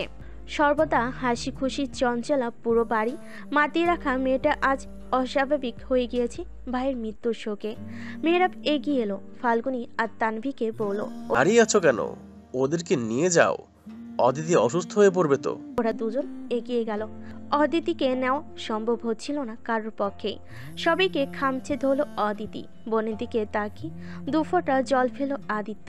নির্বিকার হয়ে তাকিয়ে রয়েছে এখনো। তার ভাইয়ের মৃত্যুতে সব থেকে বেশি অদিতি ভেঙে পড়েছে। অত্যন্ত শোকাহত অদিতি, অত্যন্ত মানে একদম বেশি মানসিকভাবে অসুস্থ হয়ে পড়েছে। সংক্ষেপে পাগলও বলা যায়। আহসান সাহেব বেরিয়ে এলেন, অদিতিকে বুকে জড়িয়ে নিলেন। অদিতি ডুকরে উঠল শব্দ করে, আব্বু গো, তোমার সহজ সরল গাধা ছেলেটা আর বেঁচে নেই, খবরে শুয়ে আছে, ওই দেখো। আহসান সাহেবের চোখ থেকে জল গড়িয়ে পড়ল, বুকটা ফেটে ছিঁড়ে খুঁড়ে যাচ্ছে। আশঙ্কিক বুকে ব্যথা উঠল। বুকের বাপাস চেপে ধরে অদিতিকে ধরে দাঁড়িয়ে রইলেন। অদিতিকে শান্ত করার জন্য রায়ন ইঞ্জেকশন নিয়ে এলো। পুশ করতেই এর কিছুক্ষণ পর অদিতি চুপ হয়ে গেল। পাজা কোলে তুলে নিয়ে গেল। উপর থেকে দৃশ্যটি দেখে নীরবে ফোপাতে লাগলো ফারা। এত রাতে বাইরে শোরগোল, কান্নাকাটির আওয়াজ, চিৎকার চেঁচামেচি শুনতেই ঘুম ভেঙে গেল নাহিদা শিকদার এবং শাহনেওয়াজ নবাব সাহেবের। ওনারা দুজন বেরিয়ে এলেন। আমেরিকায় ফিরেছে আজ 2 দিন হলো। মেয়েকে কবরের পাশে মাটিতে বসে থাকতে দেখে নাহিদা শিকদার উদ্বিগ্ন হলেন। কর্কশ কণ্ঠে জিজ্ঞেস করলেন, আমার মেয়ের কি হয়েছে, এখানে কেন? হুলুস হুলুস কাণ্ড বাঁধালেন তিনি। আদিত্য পাত্তা দিল না। এমন একটা শোকের মুহূর্তে মহিলা এসেছে রং তামাশা দেখতে। বিরক্ত লাগলো আদিত্যের। নবাব সাহেব মেয়েকে তুলে বুকে জড়িয়ে বাসায় নিয়ে গেলেন। এক এক করে সবাই বাসার দিকে হাঁটা ধরল। দূর থেকে দাঁড়িয়ে দুফোঁটা চোখের জল ফেলেন আফসানা চৌধুরী। দেখতে দেখতে পার হয়ে গেল 5টি বছর। নন্দিনীদের সবার পড়াশোনা কমপ্লিট হয়ে গেছে। ফারাবির মতো ফারা এখন লয়ার। তারা সবাই মিলে একসাথে বেবি প্ল্যান করে বেবি ক্যারি করেছে। 9 মাসে পড়েছে সবার। মেয়ের অ্যাক্সিডেন্ট, প্রেগনেন্সি সব মিলে নাহিদা শিকদার নামান্ত মেনে নিয়েছেন। আদিত্যের কাছে মেয়ে বেশ সুখেই আছে, যদিও মানতে পারছিলেন না, তবুও মেনে নিয়েছেন। এছাড়া কোনো উপায় ছিল না। যতই হোক নিজের সন্তান বলে কথা। আজ 5 বছর যাবৎ যাতায়াত করেন আদিত্যের বাসায়। আদিত্যের সাথে ওনার আন্ডারস্ট্যান্ডিং ভালো না। আদিত্য এড়িয়ে চলেন, উনিও এড়িয়ে চলেন। জামের শাশুড়ি একজন আরেকজনকে সহ্যই করতে পারে না। দুজন দুজনে চোখের বিষ। মেয়ের জন্যই আসা, নয়তো আসতো কি? নন্দিনীর সামনের মাসে ডেট পড়েছে ডেলিভারির। নবাব সাহেব, নাহিদা শিকদার, আহসান সাহেব, আফসানা চৌধুরী, আফতাব সাহেব, আফরোজা চৌধুরী সহ রায়হান, মেহরাব, তানভীর বাবা মা এসেছে আমেরিকা। সবার ডেট আগে পিছে করে পড়েছে। নন্দিনীকে খুব আদর করেন আহসান সাহেব। রায়হানের মা প্রথমে অদিতিকে মানতে না পারলেও সে অ্যাক্সিডেন্টের পর থেকে মেনে নিতে শুরু করেছেন। খুব মায়া এবং স্নেহ করেন অদিতিকে। এখন ছেলের বউ প্রেগনেন্ট। অদিতির কদর বেড়ে গেছে শ্বশুর শাশুড়ির কাছে। রায়হানের বাবা অদিতিকে খুব আদর করেন। তানভীকেও খুব আদর করেন আফতাব সাহেব এবং আফরোজা চৌধুরী। ফাল্গুনিকেও মফিদুল ইসলাম প্রথমে মানতে না পারলেও ফাল্গুনি তার বুদ্ধিমত্তা দিয়ে সবার মন জয় করে নিয়েছে। শাশুড়িও মেহেরাবের মতো সহজ সরল। ফাল্গুনিকে তিনি খুব আদর করেন। বলা যায় ওরা সবাই খুব সুখে আছে। রাতের বেলা খাবার খেতে বসেছেন সবাই। আফসানা চৌধুরী অদিতি আর নন্দিনীকে খাইয়ে দিচ্ছেন, ফারার মুখেও দিচ্ছেন, সেই সাথে তানভীর আর ফাল্গুনির মুখেও দিচ্ছেন। সবাইকে এক চোখে দেখেন তিনি। সবার চেয়ে এখানে ওনার ছেলে মেয়ে, ভাতিজা ভাতিজি বেশি। আপন মনে ছেলে মেয়েও। ফারাকেও খুব আদর করেন। একসময় আবেগ কিংবা মোহে পড়ে একটু আধটু ভুল করে ফেলেছে, তাই বলে তো আর ফারাকে খারাপ নজরে দেখা যায় না। আদর ভালোবাসা থেকে বঞ্চিত করা যায় না। পুত্রবধূ হিসাবে ফারাকে তার প্রাপ্ত থেকে বঞ্চিত করা কখনোই যায় না। এর দাবি তো থেকে যায়। এছাড়াও এটা অন্যায়ও হয়ে যায়। যত যাই হোক, ফারা তো আগে ওনাদের মেয়ে, পরে বউ। আর মেয়েগুলো তো ওনাদেরই। নন্দিনী যেমন ছেলের বউ, ফারাও তেমন। দুজনকেই তিনি সমান আদর করেন। আহসান সাহেব ও ফারাকে যথেষ্ট আদর করেন। আগেও আদর করতেন। ফারা কিউট একটা মেয়ে। ছেলের বউ হয় এখন আরো বেশি কিউট। ওনাদের মেয়েগুলো ওনাদের কাছেই একসাথে রয়েছে। এর চেয়ে আর বেশি কি হতে পারে? অদিতির অভিযোগ শেষ হয় না। তাকে নাকি আগের মতো এখন আর কেউই আদর করে না। বউ পেয়ে তার বাবা মা তাকে ভুলে গেছে, তার ভাইওরাও ভুলে গেছে। তানভীর সাথে লেগে থাকে সারাদিন। ওই তো সেদিন তানভীর সাথে ঝগড়া লেগে চুল টেনে দিয়েছে, তানভীরও কান টেনে দিয়েছে। এ নিয়ে আরও এক ধাপ ঝগড়া লেগেছে। বাসার মধ্যে দুজনে সারাক্ষণ লেগে থাকে সতীনের মতো। তবে বেশ মজাই পায় সবাই। বাসাটা গরম গরম থাকলো। আর রায়হান, ফারাবি দুজন তো আছেই ওদের জেলাস ফিল করানোর জন্য। এই তো এখন রায়হান হসপিটাল থেকে এসে বলবে, তানভি এক কাপ কফি দে তো। থেমে থাকে না ফারাবিও, সেও এটা ওটা এনে বলবে, অদিতি এগুলো তোদের জন্য। এরকম দুজন পুরুষ থাকলে শত্রুর প্রয়োজন পড়ে না আর পরকীয়ার। অদিতিকে সুস্থ করতে এটাও ছিল একটা মাধ্যম। অদিতি এখন চটপটে হয়েছে আগের চেয়েও বেশি। তবে একা থাকলে বেশি মুড সুইং হয়, আজে বাজে বকে এবং কাঁদে। ডিপ্রেশনে চলে যায় অনেক সময়। তখন অদিতি অস্বাভাবিক হয়ে পড়ে। এর জন্যই তানভি আর নন্দিনী মিলে খোঁচানো শুরু করে অদিতিকে, তার মন ভালো রাখার জন্য। সেদিন খুব জ্বর হয়েছিল তানভীর। অদিতি মাথায় পানি ঢেলে দিয়েছে, জলপট্টি দিয়েছে, আরও কত সেবা। অদিতি কিছু খেতে মন চাইলে তানভীও তৈরি করে এনে সামনে দেয়। একসাথে খায়, আবার একটার সাথে একটা চুলোচুলি করে। আফসানা চৌধুরী এখন প্লেটে ভাত মাখায় না। একটা প্লেটে কয়টা ভাত মাখানো যায়, এ আবারও একটা বোল নিয়ে তাতে মাখান। একসাথে 5 জনকে সামনে বসিয়ে খাওয়ান। এতে তিনি খুব আনন্দ পান। এছাড়াও বলা যায় ওনার খুব ধৈর্য। ছেলে মেয়ে সবগুলো তো ওনারই। 3টা ছেলে 3টা মেয়ে, সব নিজের। খাওয়া দাওয়ার দায়িত্বটা ওনার কাঁধে নিয়েছে। জোর করে ধরে 5 জনকে খাইয়ে দেন টাইম টু টাইম। নন্দিনীর মুখে এক লোকমা ভাত তুলে দিতে আচমকা পেন উঠল। দেরি না করে আদিত্য নন্দিনীকে নিয়ে হসপিটালের উদ্দেশ্যে রওনা দিল। তাদের পেছন পেছন সবাই রওনাও দিল। আফসানা চৌধুরী আর নাহিদা শিকদার উৎকণ্ঠা হয়ে পড়েছে। ওদিকে আহসান সাহেব চিন্তিত হয়ে পড়েছেন। থেমে নেই নবাব সাহেবও। এর প্রায় ঘন্টা খানিক পর ওটি থেকে 2 জন নার্স তোয়ালেতে জড়িয়ে দুটো বেবি নিয়ে এলেন। খুশিতে চকচক করে উঠল আফসানা চৌধুরী। চোখ জোড়া এগিয়ে গেলেন। নার্স একটি বাচ্চা আফসানা চৌধুরীর কোলে এবং একটি বাচ্চা নাহিদা শিকদারের কোলে তুলে দিয়ে বলেন, পেশেন্টের 2টি বয় বেবি হয়েছে। মাশাল্লাহ। বলে ওঠেন আফসানা চৌধুরী। খুশি হলো এক এক করে সবাই। মিষ্টি বিতরণ করা হলো সবার মাঝে। আনন্দের জোয়ার বইল চৌধুরী পরিবারে। নন্দিনী 3 দিন পরে অদিতি আর তানভীর ডেলিভারি হলো। অদিতি আর তানভীর মেয়ে হয়েছে। এর পরের সপ্তাহে আকপিচ করে ফারার একটি মেয়ে আর ফাল্গুনির একটি ছেলে এবং একটি মেয়ে হয়েছে। চৌধুরী পরিবার সহ সবার পরিবারে খুশির জোয়ার নেমে এলো পূর্বের মতো। তবে আইমান ছাড়া কোথাও একটা শূন্যতা ঘিরেছিল। নন্দিনীর ছেলের নাম নিজম নক্ষত্র। অদিতির মেয়ের নাম অনিন্দিতা। নিজের নাম আর নন্দিনীর নামের সাথে মিলিয়ে রেখেছে।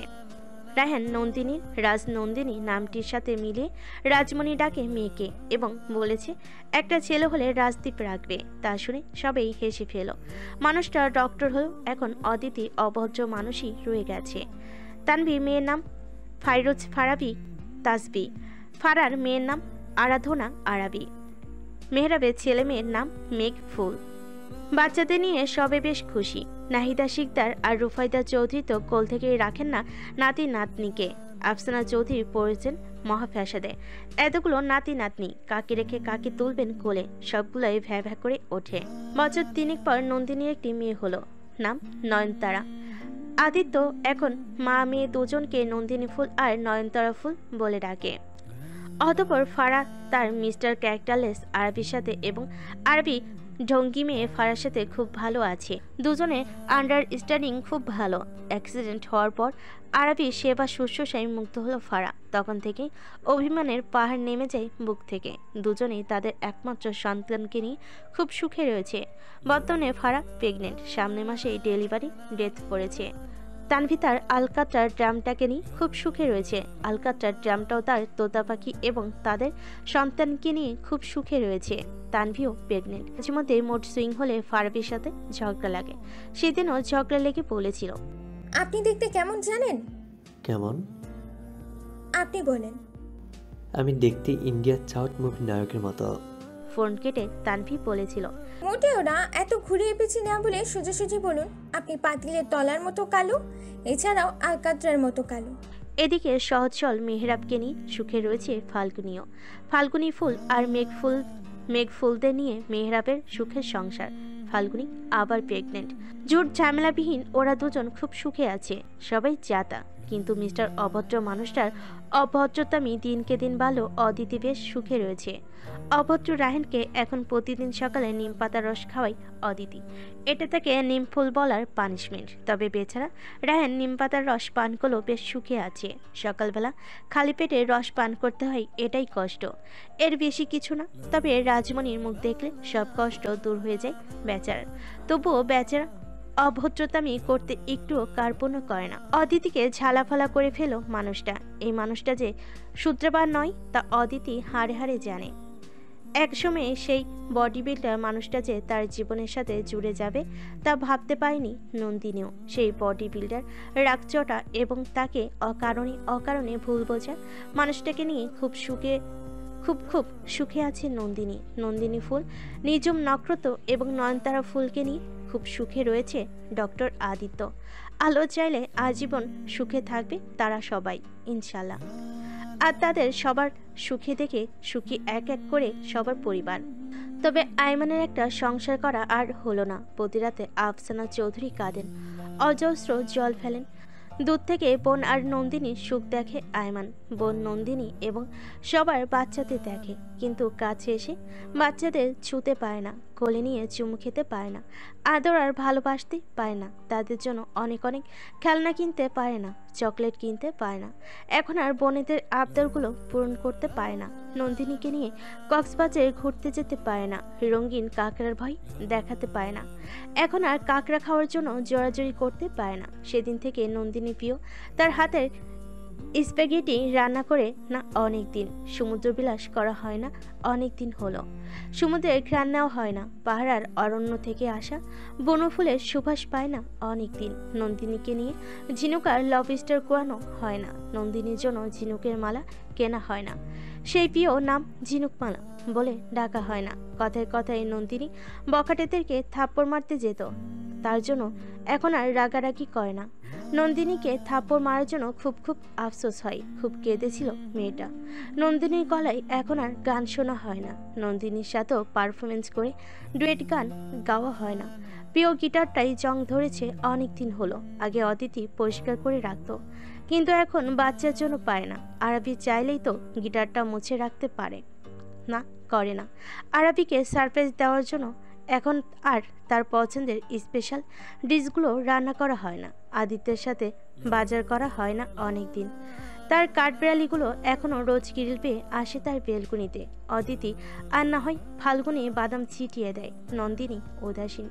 কাঠবিড়ালিগুলো এখন আর তৃপ্তি নিয়ে খায় না, চেটে চুটে চলে যায়। ডায়েরিটা নন্দিনীর কাছে বন্দি। নন্দিনী রেখে দিয়েছে আলমারিতে। অনেকদিন হয়েছে বাবার মুখ থেকে সহজ সরল গাদা ছেলে কথাটি শোনা হয় না। নন্দিনীও এখন আর ভুল করে গুলিয়ে ফেলে আদিত্য ভেবে তাকে জড়িয়ে ধরে না। আদিত্য এখন আর রেগে গিয়ে বকা দেয় না। মহারানী ভিক্টোরিয়া বলে ফারাকে এখন ডেকে এনে খাবার খাওয়াতে হয় না। ফারা এখন সাংসারিক হয়ে গেছে। মাঝে মধ্যে রান্না করার চেষ্টা করে। আরাবির সাথে মানিয়ে নিয়েছে নিজেকে। আরাবিও আগের মতো ডক্টরি সেরে এখানে সেখানে ট্যুর দেয় না। দায়িত্ববান ছেলে হয়ে গেছে। এখন আর ফারাকে ঢঙ্গি মেয়ে বলে ডাকে না। ফারাবিটা গম্ভীর থাকলেও তানভিকে এখনও জেলাস ফিল করায় অভদ্র র্যান্টের সাথে তাল মিলিয়ে। তানভি এখনও আলকাতরা ড্রাম বলে খেপায় ফারাবিকে। র্যান্টা সেই অভদ্র রয়ে গেছে। তার বোনটাকে প্রতিদিন জ্বালিয়ে মারে। আইমান দাঁত মুখ পিষে কিন্তু কিছু বলতে পারে না। তার বোনটা যে এখনো প্রতি রাতে তার জন্য কাঁদে। তখন খুব মন ভার হয়। আইমান মাথায় হাত বুলিয়ে এখন আর সান্ত্বনা দিতে পারে না। বোনের চোখের জল দেখে সেও জল ফেলে। তানভীর সাথে এখনো অদিতি রোজ ঝগড়া করে। ফারার নন্দিনীর সাথে খুনছুটি করে। আইমান সব দেখে। রাজমণিকে কোলে নিতে পারে না, তাই খুব মন ভার হয়। তবে রায়হান নন্দিনীর রাজনন্দিনীর নামের সাথে মিলিয়ে রেখেছে বলে আইমান খুশি হয়েছে। বেঁচে থাকলে সেও এটাই রাখত। অভদ্র মানুষটা এই কাজটা ভালো করেছে। তবে বাবাটা এখনো প্রতি রাতে কাঁদে। তার জন্য নামাজ পড়ে দোয়া করে। তখন আইমান নির্বিকার হয়ে তাকিয়ে থাকে। বলতে ইচ্ছে করে, বাবা তুমি শ্রেষ্ঠ বাবা। তুমি ভুলে গেলেও তুমি আজও ভুলোনি। আমার জন্য দোয়া করতে কার্পণ্য করো না। ও বাবা, একবার সহজ সরল গাধা ছেলে বলে ডাকো। এইসব ভেবে আইমানের খুব খুব মন খারাপ হয়। সে বেঁচে থাকলে কি খুব খারাপ হতো? হয়তো কষ্ট পেত। সবার দীর্ঘশ্বাস না থাকলেও ওর দীর্ঘশ্বাসটা হয়তো সবার আড়ালে আবডালে থেকে যেত। তাতে কি হতো? কেউ কি খোঁজ করতে আসতো নাকি? দেখতে দেখতে পার হয়ে গেল আরও 5 বছর। আজ আইমানের মৃত্যুবার্ষিকী। বাসায় এতিমখানায় এবং মসজিদে মিলাদের আয়োজন করা হয়েছে। আইমানের দেওয়া সে সাদা শাড়িটি পরে কবরস্থানের সামনে এসে দাঁড়ালো নন্দিনী। তাকিয়ে রইল কবরের দিকে। টুপ টুপ করে গড়িয়ে পড়ল কয়েক ফোঁটা অশ্রু জল। বিড়বিড়িয়ে বলল, জানেন আইমান, না থেকেও কেউ কেউ থেকে যায় অভিমানে, আক্ষেপে, অপেক্ষায়, পরিচিত পারফিউমের রানে, ফেলে যাওয়া ডাক নামে, কিংবা প্রিয় কবিতায়, বিষণ্ণ গানের লাইনে, বিকেলের শূন্যতায়, অথবা একাকিত্বে। আবার হয়তো মাঝরাতের অবাধ্য চোখের জলে। আপনি নেই, তবুও আপনি আছেন। আপনার না থাকা সবটা জুড়ে এবং থাকবেন সবার হৃদয়ে আপনি।